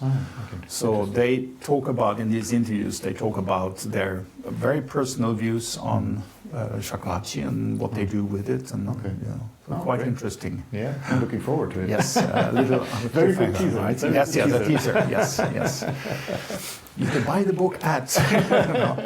no, but we hope to really. It's been a really long stretch to finish this, but it's the first anthology only on shakuhachi. So we hope it will be, and hope there will be a continuation as well. Yeah, well, great. It's more and more. And what's interesting in that project is that the publisher has where all the Japanese scholars. There are not that many. Shimura Satoshi is one, and then we have an acoustic. He's into acoustics. 2 Japanese researchers. Study what's happening inside the bore. Interesting. But there are very few who are doing doctoral research on the doctoral levels or PhD level research in Japan. Interesting. But quite a few outside of Japan. Yeah, I mean, it's also interesting to know that. So, of course, I've been over the years trying to find things to read about the instrument, and apparently it's not just a problem that I can't read Japanese. So even in Japan, there does not seem to be that much research on Japan. Yes, no. I mean, yes, Tsuneko Sensei was the researcher on shakuhachi, definitely, and her main book from 2002 on koten honkyooku. So it's like the best research in Japan for a long time, or ever maybe. They have these early ones in the early 20th century. I have 3 studies that go through also the historical documents. Okay. But after that, it's this one. Interesting. Just because you mentioned the term doken, so I always have so many questions About because you mentioned Dokyoku again, and a bit earlier you said that really what's played in the KSK is not koten honkyooku, but it's Dokyoku, and so I'm just wondering, because when you look at the CDs, of course it says koten honkyooku. Well, I mean, yes, the definition. I think this is again has to do with the branding. Right. Okay. Because in the West, there's a lot of people who say, I mean, koten honkyooku, it has to be koten honkyooku, whatever that is, right? We really don't know much. The only honkyooku that has survived from the Edo period in writing would be kinko. Right. Honkyooku. Yeah. That we have in writing from that time. And the text, the Kinko Techo, was in early 19th century, where you have a list of pieces at least, right? So there's not much other material from that time. Okay. So how do we define koten honkyooku, you know? And sure. I mean, it basically just means traditional honkyooku, right? Or transmitted honkyooku. Transmitted from the Edo period. And Skitani Tsuneko, in her research, she says that has a connection to music from the Edo period. Played by the komuso, probably, most likely. But then, as I said, I mean, she calls the Dokyoku or the Watazumi that it has connections to koten honkyooku, but she refers to Dokyoku as not koten honkyooku per se, but with connection to koten honkyooku. So therefore she includes that in her research, because it's connected to koten honkyooku. But it's kind of, I mean, this is academic studies, and you have to make clear definitions in academia, what it is and what connections has and what you can show to be connection. And just not believe it is. I mean, of course, that's very sensible to be clear about what the words mean, and so you have to do that, of course. And apart from that, I mean, it's music, right, or it's sound, or whatever you want to call it. So, I mean, this kind of idea of authenticity is, for me personally, a little bit disturbing. Yeah, it's because problematic. How far can you go back and say it's authentic? Exactly. Right. So. And then, if you go back, is it actually the same thing that we're doing 300 years later? Yes. So is it still the same piece? Yes, of course. And each step of the way, it will change. Yeah, of course. Everything. Without change, it will die. Exactly. It will die, yes. Right, we've already been talking for a long time, but in your biography, I think we arrived in 99. This is when you got your 98. When I got my name. Right. Yeah, when you got your name. That's right. 98. 99. Goro Sensei died, right? Yes. 99. Yes. That's right. Yeah. So after that, you stayed in Japan for a while, right? And you basically worked as a professional shakuhachi player there, right? So I'm wondering, because being a professional shakuhachi player is quite a hard life, right? So I'm just wondering, because you've done it on both sides, so to speak, in Japan and now here in Europe, can you describe how it works in Japan, how it works for you so you're not just living off making music, right? So you have I don't. Proper job. Yeah, I have a proper job. I have a real job. Well, I did in Japan too. I mean, I performed from '93 until I returned to Sweden in 2005. Right. So 12 years. And gradually working up connection with string players, because to get jobs to play with string players is very important. And I had several groups, like teachers of groups of string teachers, called doshamisen teachers, who had a group of students, and you would then be asked to play with their student concerts, and the students are supposed to pay you to play with them. Right. Okay. So you get paid for taking part in these student concerts, and then as a bonus, the main teacher will invite you to his or her own concert, and you can play with the teacher, the main teacher, or one of her top students or whatever. But this would then be for exposure, as you say these days. It's or for would it exposure, be also yes. be an Yeah, engagement? and it's an important. Of course, you get paid. Also, if you then play with the main teacher, you will get paid for that, and you will be paid when you play with the students in the student concert. Okay. So it's a way to get paid. Of course, exposure. And hopefully someone else, another string teacher who comes and listens, will say, okay, we'd like to work with him. I had several, handful of string teachers that I worked with. Wow, great. So I had a lot of both then student concert jobs and the main teachers' concerts. And I also taught a lot. I had about 10 private students, and I had group lessons in 2 different evening schools, culture centers, one in Tachikawa, one in Yokohama. The Asahi Culture Center, which is a very high, so well-renowned culture center. So I had or maybe more than 20 students. In Tachikawa was a small group, about 5 students taking part of that, and in Yokohama it was a big group, 20, maybe even more students. So these 2 group once a week in each place, and then these 10 private students. So after a while, I also did translation work a little bit. To. But you had a cultural visa, or did you? My wife was Japanese. Now my ex-wife, but we had. When I started again, I already had 2 small children. So I mean, it's always been important to find job to support the family, right? Yeah, of course. So I did also translation work and giving lectures and things like that. So it was just a mix. So it was a mix. I was working the whole time. I lived in Japan for almost 20 years, and I was always working freelance. With a lot of different things, but the last 10 years, basically, I mean, I had my main income from Shakuhachi activities plus lectures and translation work. Lectures about Shakuhachi and... No, the lectures were, or seminars about, actually it was more about intercultural aspects of life.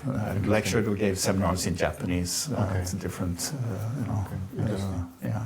Since you mentioned intercultural, was it a problem, or was it actually a benefit being an outsider, being a foreigner, doing this traditional Japanese art?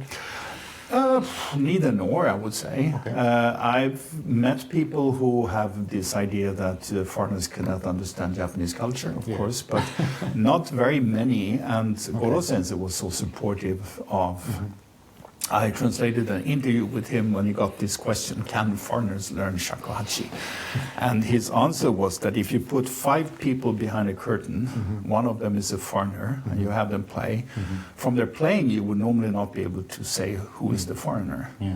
But then he said, of course, if you consider like the musical tradition as an overcoat, if you have problems getting your overcoat off, it might be difficult to adapt to the concepts in Japanese traditional music. But on the other hand, he said, Japanese people are trained in Western music from childhood. So what's the difference, right?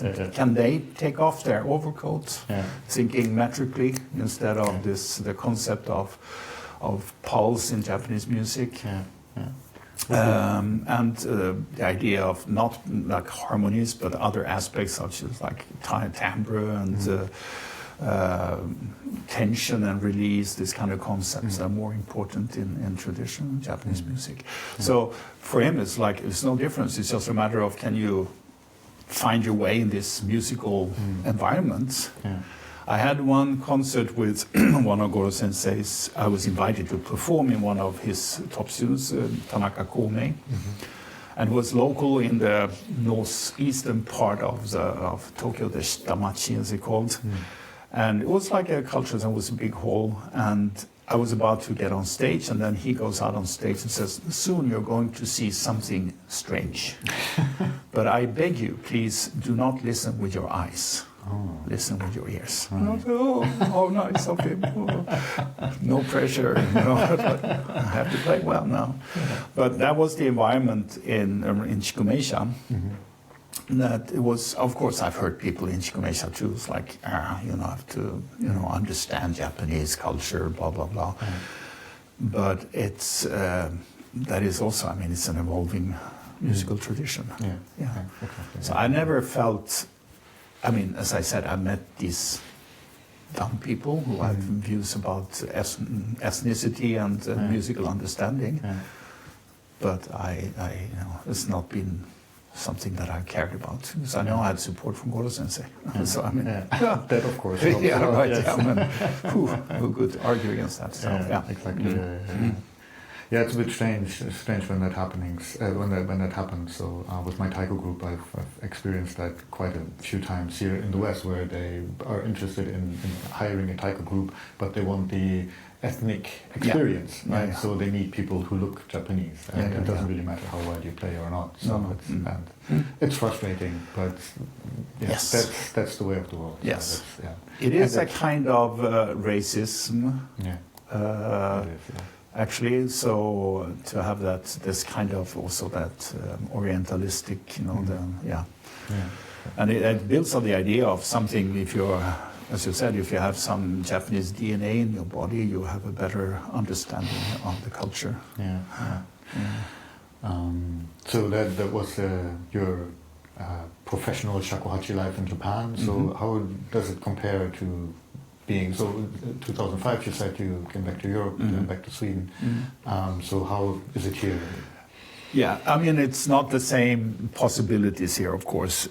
First of all, you don't have the string players. And I'm trained in traditional music. I don't have the musical background, Western musical background, which makes it very difficult to... I do play with other instruments in different contexts, but more like with art music, so to speak, if you can talk about art music, but contemporary art music or whatever you would like to call it, not like pop music or jazz or anything. I'm not at all trained in those anime songs, etc. Yes, I did that also in Japan quite a lot because you got paid to do it. Right.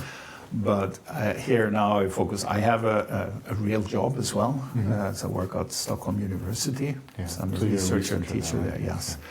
And I did my PhD there and I'm still working there. So I can choose what I want to do with Shakuhachi, and I want to focus on what is closest to me.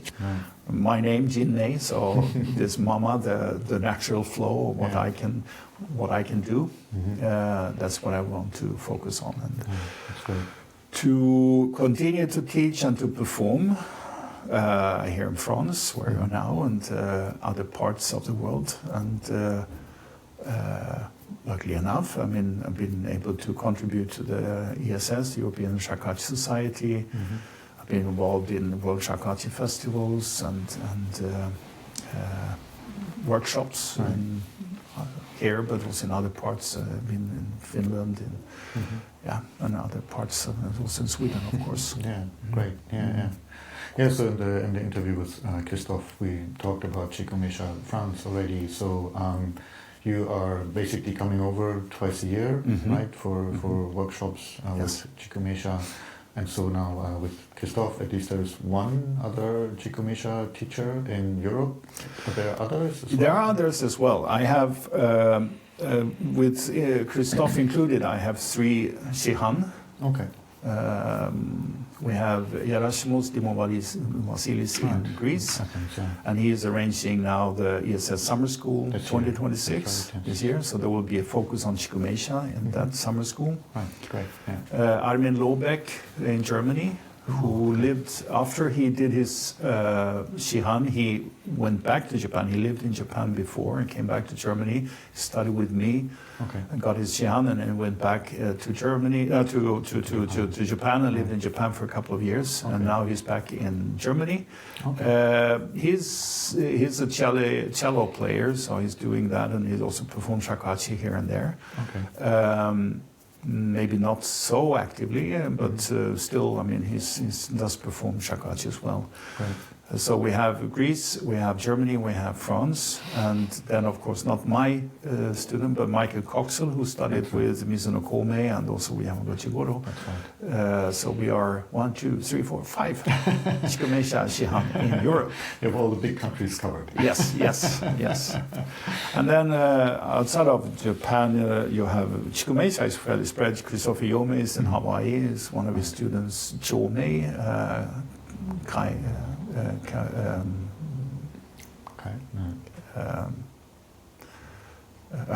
sorry, I'm getting tired. Chomei is his Chikugo, his sorry, I know what's his name. I forgot. He's in Dubai now. Right? Yes. So Chikumeisha actually covers quite an area, wide. Yeah, very true. So where do you think it's going in Japan, but mainly in Europe? So in Europe, yes. So with Chikumeisha France, there is now an organization. There is an organization, and it's progressing. Workshops. I would say it's growing and spreading the interest of Shakuhachi in general, but hopefully also within Chikumeisha. What's so nice in France is that there is access to string players. There are a few. There's also in Germany we have string players. But that is a big difference in also going through if you want to do these diplomas and things, you don't have access as you have in Japan to concerts and to string players you can play with. So doing the honkyooku repertoire is a little bit more difficult here. But we have actually in Chikumeisha, my proposal that Chikumeisha Japan has acknowledged a kind of international shihan curriculum that we're working on the details now. But we'll decrease the number of pieces that you'll have to do, also make it a little bit more affordable. So we hope this will also help to spread that style or that tradition. The diplomas are in themselves not a guarantee for master performer. The diplomas are actually teacher's license. The shihan is a teacher license, not that you are a master player. It doesn't mean that, which is often misunderstood a little bit, I think, in the West. You talk about master license, but it doesn't mean you're a master player. But it's also good for advertisement, right? If you're applying for a performance and you can say, I'm a master player. Right. No, it is. Nobody really definitely knows. yes. But it's like what in Chikumeisha, what happened that people didn't get any playing jobs performance jobs because they didn't have the name to go with a diploma. So people didn't know is this person good enough or not. But of course, it's not. I discussed a lot with, for example, with Christopher Yome that it would be nice, in for example, Ego, and those kind of game situations. You have amateur diplomas and you have professional diplomas. And that would be nice to have also in the Shakuhachi world. You can be an amateur player, you can be a professional player, and it will be two different categories. Right, then you can start to talk about a master player maybe, but then you would also have to have some kind of performance examination. What we did at Geidai when I graduated with my master there, we had to do a master performance, right? I played Zangetsu, so a huge piece from memory with professional players, and you have again Goro sensei, Hosan sensei, Fujikuri sensei, like top-notch of performers who actually assess your playing, right? So then we would have to have that kind of some kind of examination performance. To get a shihan means that you understand and you can transmit the content of it. Doesn't mean that you can play it that well necessarily. I mean, hopefully you can. But that's actually an interesting point. I never really thought about that. Maybe again because in the KSK we don't have that system. But so shihan is independent basically of the artist's name it is connected. So you get the name when you get the shihan, you get the name, right? So it is connected. But the name does not really mean that you are a master performer per se. It tells you you are licensed to teach, to transmit the content. Good. Yes. Okay. So. And the character shihan, I wrote an article that has not been published, but I write about this aspect. I go into the etymology of the actual words. And it has to do with teaching the framework of the art, per se, right? Ah, okay. Interesting. Right. So it is a teacher license, not a master performance license. Yes, of course. So, sorry, let me quickly follow up again on where Chikumeisha is going. So, it's going strong in Europe, as we talked about. So, how is it in Japan? You already mentioned that in Japan, sort of many traditional crafts and arts in Japan are done by the older generation, and young people are not very interested.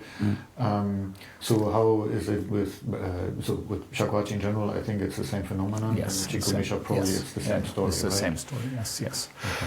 Some of the, for example, Nagasu Tomoka that I mentioned that we also include in this anthology. She's actually Chikumeisha, and she's doing a lot of more like very easy listening kind of music together with some friends. So they used to do a group called Rin, with 2 koto players and her playing Shakuhachi and biwa.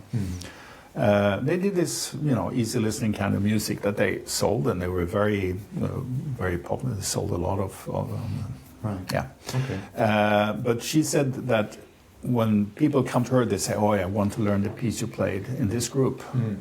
But then when they start doing that, they start to realize the good stuff about the traditional music. So it's a way to get students, getting them hooked. some of them, yes. So maybe you have 10 students doing this contemporary stuff, and you have 1 or 2 who continue with the more traditional stuff.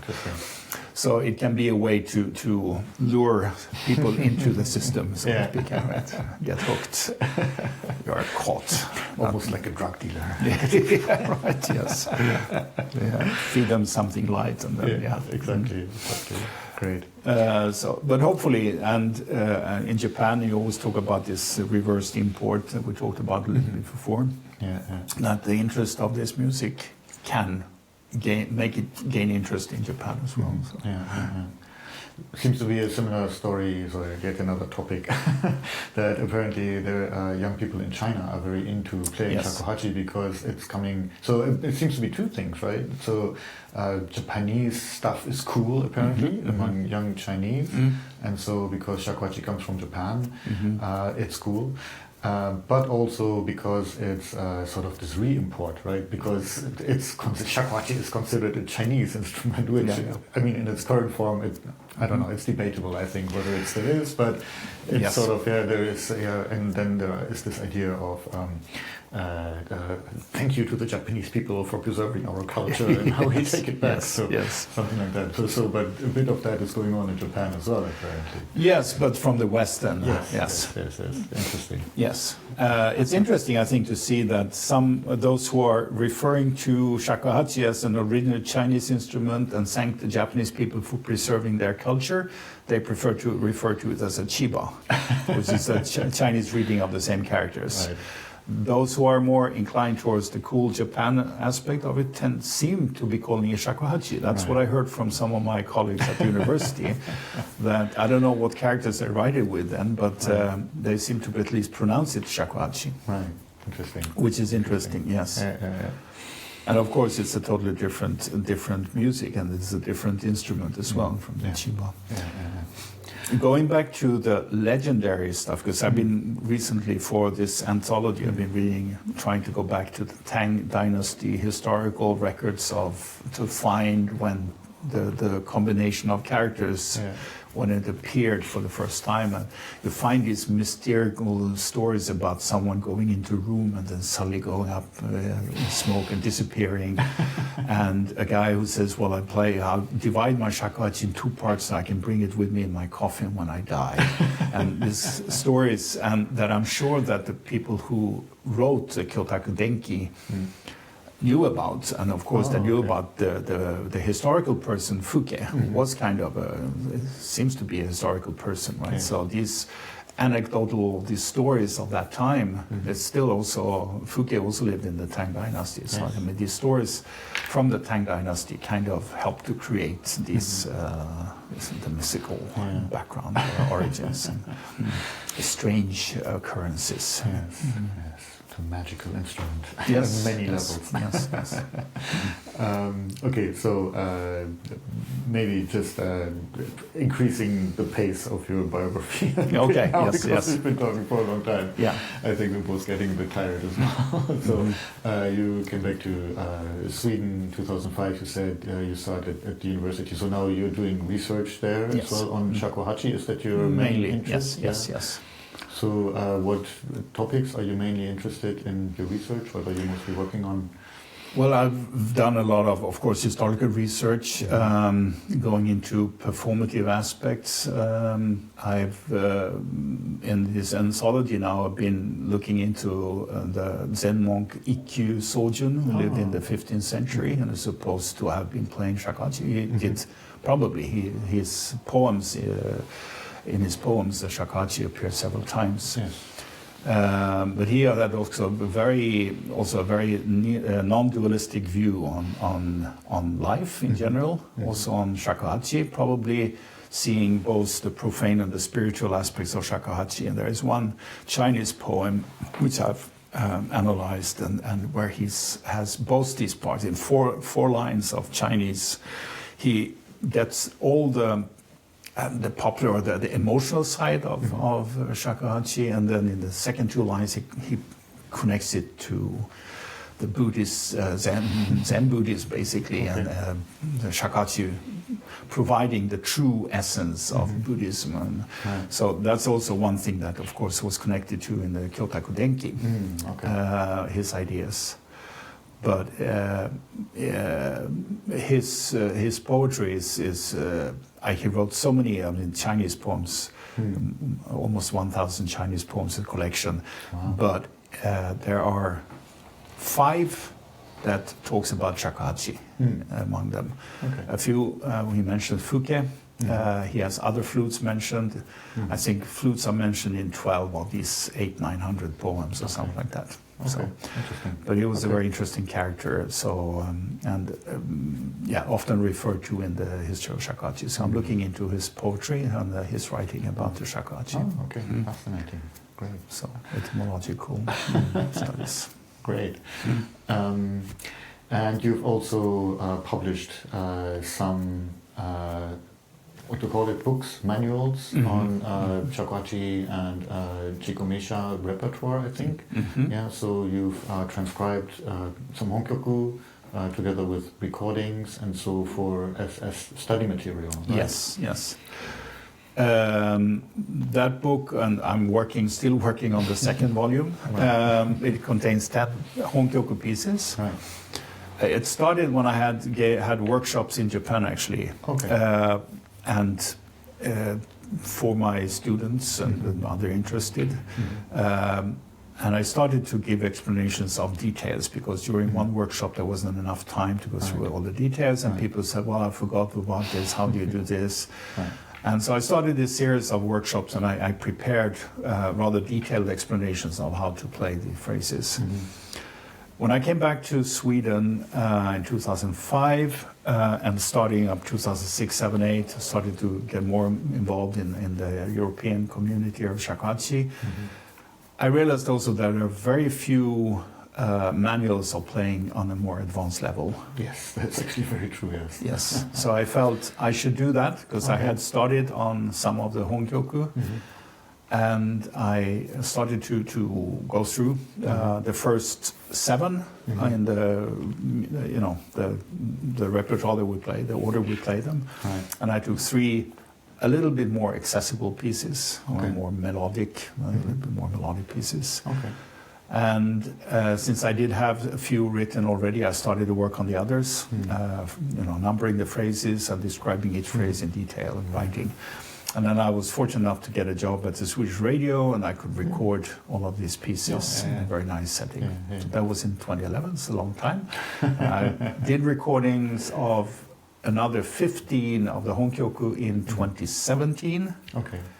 which will be used for the second book. The problem I've had is how to deal with the scores. My wife wrote the scores for the first book. Right.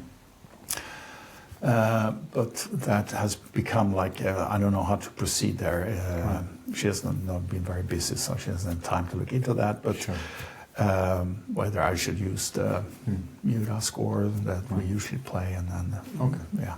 So, Fair enough. but it's I have the explanations done and the recordings done. So, Okay. yeah. It's just a matter of time now.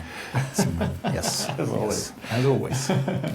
And I think I saw somewhere that there also is an introductory book for Chikumeisha, so for beginners. Yes, a beginner's manual that I made, also material I used in Japan, that I put into a book with some explanations of how to read the Kinko score, etc. Oh, right. Nice. And I included, I can't remember how many practice tunes, but 15, 20 or something with recordings and the scores in Kinko score and Western musical notation. Oh, okay. That's very good. As a, for the first steps to get into it. Okay. That has been translated into French, Spanish, and hopefully soon in Greek. Oh, right. So English, French, Spanish, and Greek. So it's good to have students with different native languages. Yes. So I'm assuming those are the driving forces behind the translations. I'm just assuming. Sorry? Your students or... Yeah. I mean, the French version was translated here in France, obviously, and one of my students here in France is a Spanish teacher at high school. Okay. And he also got help from a Spanish friend who also proofread it for him. So, nice. Yeah. Very good. Yeah. Very good. And then Gerasimos in Greece will do the Greek translation. Fantastic. Yeah. Well, it's good to also show it's international. No, of course. No, it's just really difficult. So I mean, I regularly get the question: is there a good book you can recommend for starting to play shakuhachi? And I say, well, yeah, but you should take lessons really. But you can look at the books. But if there actually is sort of a concise, consistent way of explaining it. I think that the book I wrote, I tried to be really pedagogic, to include one thing at a time, and also to do some more. Here's the piece you can kind of concluding for what you've done so far. A little bit more difficult, a bit longer piece, and increase the lengths to work on stamina and those kind of things. But I tried to take it step by step. I tried to be pedagogic in the selection of practice tunes. And with the score, with the recordings, and necessary delicate explanation, I think it can work. Yeah, it's very useful. I mean, for some people, it's just incredibly difficult finding a teacher. So even if they want, it's sometimes. At least, I mean, it's the same with this Honkyoku book that I wrote. It's so detailed explanations that you go crazy when you read it. I mean, there's so many details in the Kinko-ryu, the Chikumeisha Honkyoku with different ornamentations, right? Yeah. I think I worked through the first two pieces, and then because it's not my style. I thought this is super fascinating, but I need to practice my own stuff too. So. Yeah, but I did that partly for those who, if you cannot find a teacher, at least you have something to work on. And for those, if you can start to learn this piece, it's not something you learn in a week or two, right? And you want to go back to it, and how do you play that? You can look it up. Okay, phrase number 8, and there you have the explanation. Yeah, exactly. So when you have come a little bit into it, you can always refer you as a reference, right? Yeah, and exactly. Then little by little. No, that's very. It has sold very pretty helpful. well, actually. So oh, really? Yes, that's good to hear. Yes, Fantastic. It's not that I'm going to buy a house afterwards, but no, it's probably not a New York Times bestseller, but still. No, no, but it's nice to see that it has had some, spread in the Shakuhachi community. Yeah. I'm very happy to have been able to, provide some support. No, that's really people. great. Yes. That's really great. Okay. So before we finish, I need to mention, of course, that recently you got awarded the Order of the Rising Sun in some form. So yes. In recognition of your contributions. I'm not really sure what the exact phrasing is, but for contributions for Japanese and I guess Swedish or European, whatever, intercultural relations. So first of all, congratulations for receiving that order. Yes. So can you talk a bit about your activities in that area? It is for both my academic and artistic activities and supporting, in general terms, promotion of Japan and Japanese culture, both through my work at the university, but also as a shakuhachi performer. It is, of course, it's of course an honor to be recipient of such an order. And I see it as an acknowledgement of what I've been doing. As I've been told, of course, it was on recommendation from the Japanese embassy in Stockholm. They know me, but they also said that everyone they recommend is not acknowledged because it's decided by the Japanese government. It's on imperial order, so to speak. The emperor has decided, but it's signed by the government. So, but anyway, they make a selection among the people that are nominated, so to speak, for one of these orders. My order is the Order of the Rising Sun, gold rays with rosette. So there are different types of this order, I gather? Different, yes. And it depends on, I talked to one of the former Swedish ambassadors to Japan, and he got it too, and he said, well, I got it because I was ambassador, I didn't do anything. At least you did something for it. I'm sure he did something as well. Yeah, he did, of course. But it was like the activities, he was doing his job, so to speak, it felt like. And so there are different categories depending if you're a politician or if you're working in the field of culture. And so it's more or less decided what kind of... what field you're in. What field you're in, basically. Yes. Oh, interesting.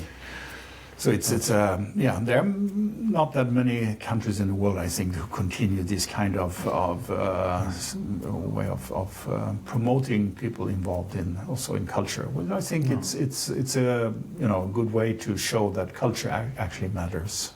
Yeah, exactly. So having this idea of a living national treasure, as you have in Japan, or also that you have these.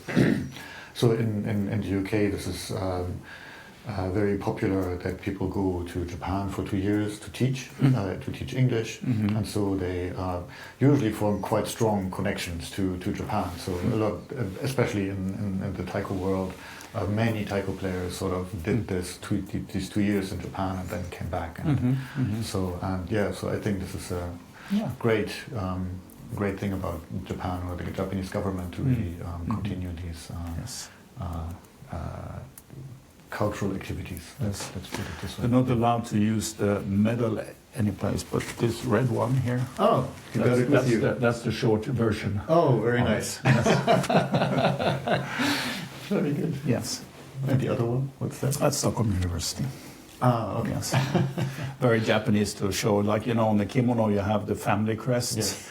So you always have to show your affiliation. Yes. So I just part of what I do now. I mean, you always have to think about it's like you're representing Stockholm University and those kind of things. Okay. So you need a third one for Chikumeisha. Yeah, right. We should do one special one for Chikumeisha, right? But in Japan, you always have that. You go to school, you go to, the school children have on their school uniform, their affiliation, what school they go to. So they're directly identified. Okay, so you go to that school, right? When you go up, when you start working for a company, you get the company... company logos everywhere. Yes. So.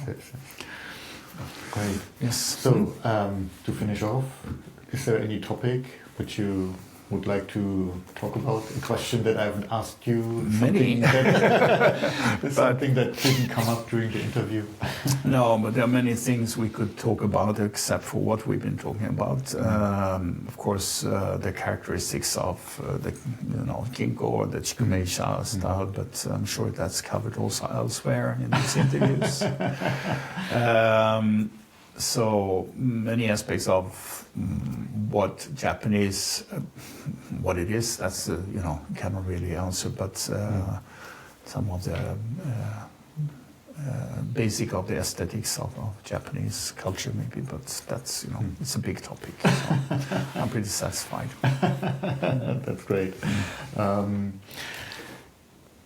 Good. So it's been quite a long interview, yes. But it was fascinating what you have to say. You have a very long and rich career in Shakuhachi and also in the intercultural relations. Yeah. So it was really fascinating for me to hear everything. And so thank you for all you're doing for promoting Shakuhachi.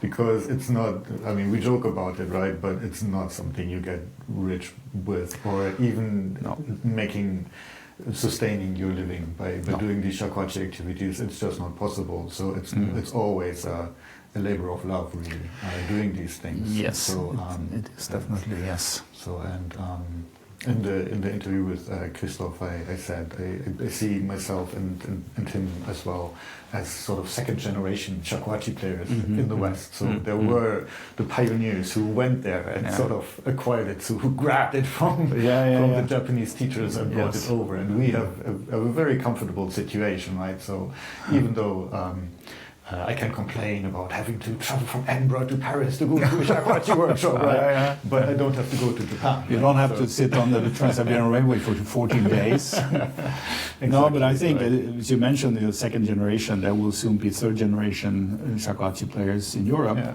exactly. And I think that's really, really intriguing to see, very interesting to see that development and how it evolves. So nice to see more people getting interested, and as you said, not having maybe to go necessarily to Japan. And that is also not the necessity, but I think it can be quite rewarding for those who are getting involved in Shakuhachi to try to spend some time in Japan. Foremost, maybe concerts, and also to get involved, networking with people. We've started that now, getting to the different topic. We started actually with Chikumeisha Japan, networking with the European Shakuhachi or Chikumeisha community mainly. But not only Chikumeisha, because the workshops that I do here involves people who are also doing other things. And we've had these meetings with the Chikumeisha Japan, online meetings to, get to know each other. And it was started by the head of Chikumeisha Japan to see what can Japan do for the outer communities, and how can we communicate and how can we support and maybe also support each other. And I think in the meetings we've had so far, it's only been twice so far, but when I think in Japan they get so fascinated by the motivation of people here. Or really, as you said, I mean, it's nothing you do to make a living out of it, but you do it for love of music. And that motivation that people have here actually stimulates also on the Japanese side. That's nice to hear. And maybe that can be part of this kind of giving and taking, and stimulate the Japanese side of also the traditional music. Definitely. So this kind of interaction, I think it's important, and the more we can do, the better. And ESS has done quite a lot also it's like inviting Japanese teachers, and it's not necessary, but that kind of interaction. There are many good teachers in Japan. There are many concerts. There are many more string players, for example, and a broader, they can provide in Japan, which we cannot provide here, because we're more limited. We have fewer people in general, so I mean, it's definitely worthwhile to try to go to Japan to study. I think so. When I talk to people about this issue, I think there's always the worry that you're not getting the real deal if you just study in Europe, right? And I think there are so many great teachers in Europe, in America as well, that I don't think you have to have this worry. Not necessarily, no. But I mean, if you have an opportunity, and I have a student in Sweden, he's going to Japan, and he's interested in the Kimpulyud, and so I sent a mail to Zenyoji Keisuke, the most recent living natural treasure. I know him. He was the research assistant when I was at Geidai. I know him since the 1990s. And I asked him can he take lessons with you? And of course, I mean, it's not the Chikumeisha per se, but I mean, we can share There are other people like Obama-san, for example, KSK is also very, very helpful. In my research, I sent a mail to him. I think it was evening here, so it was early morning in Japan, I think, and I asked him something about Gagaku Shakuhachi, and an hour later he sent a reply saying, I found this, you know. But we can work together and collaborate, not across also the lineages and the styles, right? We are actually communicating. And I think we can help, so to speak. In Japan, it's much more difficult, right? But exactly. By creating that environment outside of Japan, we can support. That's a very interesting point. Yeah, actually, it's one of the things I wanted to ask you. Well, already started the end of the interview, but I do have this question. So, because in Japan, it's very compartmentalized, right? So you do this lineage, you're not looking at the other lineages, right? And the ESS, or the European Shakuhachi Society, especially, it's the mission of so look at everything that's out there. When you go to a summer school, of course, go to the workshops in your own lineage, but look at this, take the opportunity to play with the koto player and all that stuff. So, and I was just wondering if, and I get the sense from what you're saying that sort of this is sort of seen in Japan. It's actually quite a good idea. And so they're starting to adopt this mindset a bit. Is that right? I think so. And those who come from Japan who do not really realize this. And when you tell people in ESS, we are obliged to provide at least 5 different styles, and they say, "Wow!" And when they come here and they see people talking across lineage lines, so to speak, it's very stimulating for them to see that, and invigorating, I would say, in a way. Yeah, that's nice to hear. So I think there we can provide something for the Japanese community as well, actually. Very nice. And as you mentioned in the beginning, Kakizaga-san, he was lucky because he didn't know anything and he happened to go to Yokohama Sensei. That happens in Japan, and you might not like it after a year, but in Japan, you don't have any choice, right? Stuck. You're stuck. And here you're not stuck. You can actually see, okay, do I like this? When I take new students, I always give a first lesson. We talk about what they want to do. I play a little bit. We talk about, maybe we listen to different styles, just to make sure is this really what you want to do. I can still, if you want to, you can start, but maybe later on you would like to do this and that. So that kind of openness, and of course, there's a difference. Some people in Japan actually live only from shakuhachi. I did that in Japan, so it was maybe more important to keep the ones that come into your trap. But I think Goro-sensei talked also about that. When he was young, he would go to take lessons with other people. Oh, okay. Yeah, and that was possible for him. It was possible. Okay. And I think that depending on, it's like, I didn't have time, and as I said, I had 2 kids quite early on, and you have to provide. So I didn't have a chance to do shamisen or other things that I would have liked to do. That would be for next life, maybe. But if I had asked him to do that, he wouldn't have said no. He was very open to. But maybe not the first 5-6 years. You have to learn one style in order to maybe get into other styles. Right. Yeah, that's a fair point. So the Western system is, of course, we're Western, right? So it's great you have this choice, right? But it's also sometimes. The temptation of not really doing the difficult stuff, right? But because they say, this is cool, so I like that. But now it's getting difficult. So, I'll do this here. And then, no, it's no fun anymore. So I'll do this here now. And so in the Japanese system, trapped is quite a strong word. Of course you can get out, so, right? But there is a certain advantage to this as well, because it's not so easy to get out. You need to push through sometimes and just persevere a bit. Also, perseverance, of course, very Japanese. But there is a truth to it, and maybe it also has to do a little bit with the way you teach. That you have to internalize the music. That's a good point. If you do it on a meta level. You can always explain how things work in a different school. That's a very Western idea, to have this rational, analytical approach. Whereas in Japan, where you have to internalize everything, that takes time. And the concept of time is important in the Japanese style of teaching. In general terms, I've had students who progressed fast, and I've been questioned about, was it possible to do it in that short time? So I've had to write letters to explain what was happening. Someone who has been in Japan studying before or done already some pieces, and you can maybe progress a little bit faster. But the idea of let it take time, it has a value in itself, right?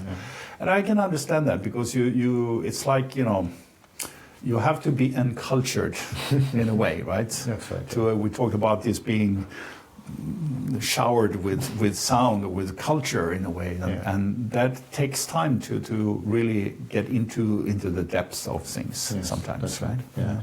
And sometimes then it's maybe in the West it's too easy to shift from this to that and go back and forth, and you don't really find your path. Maybe.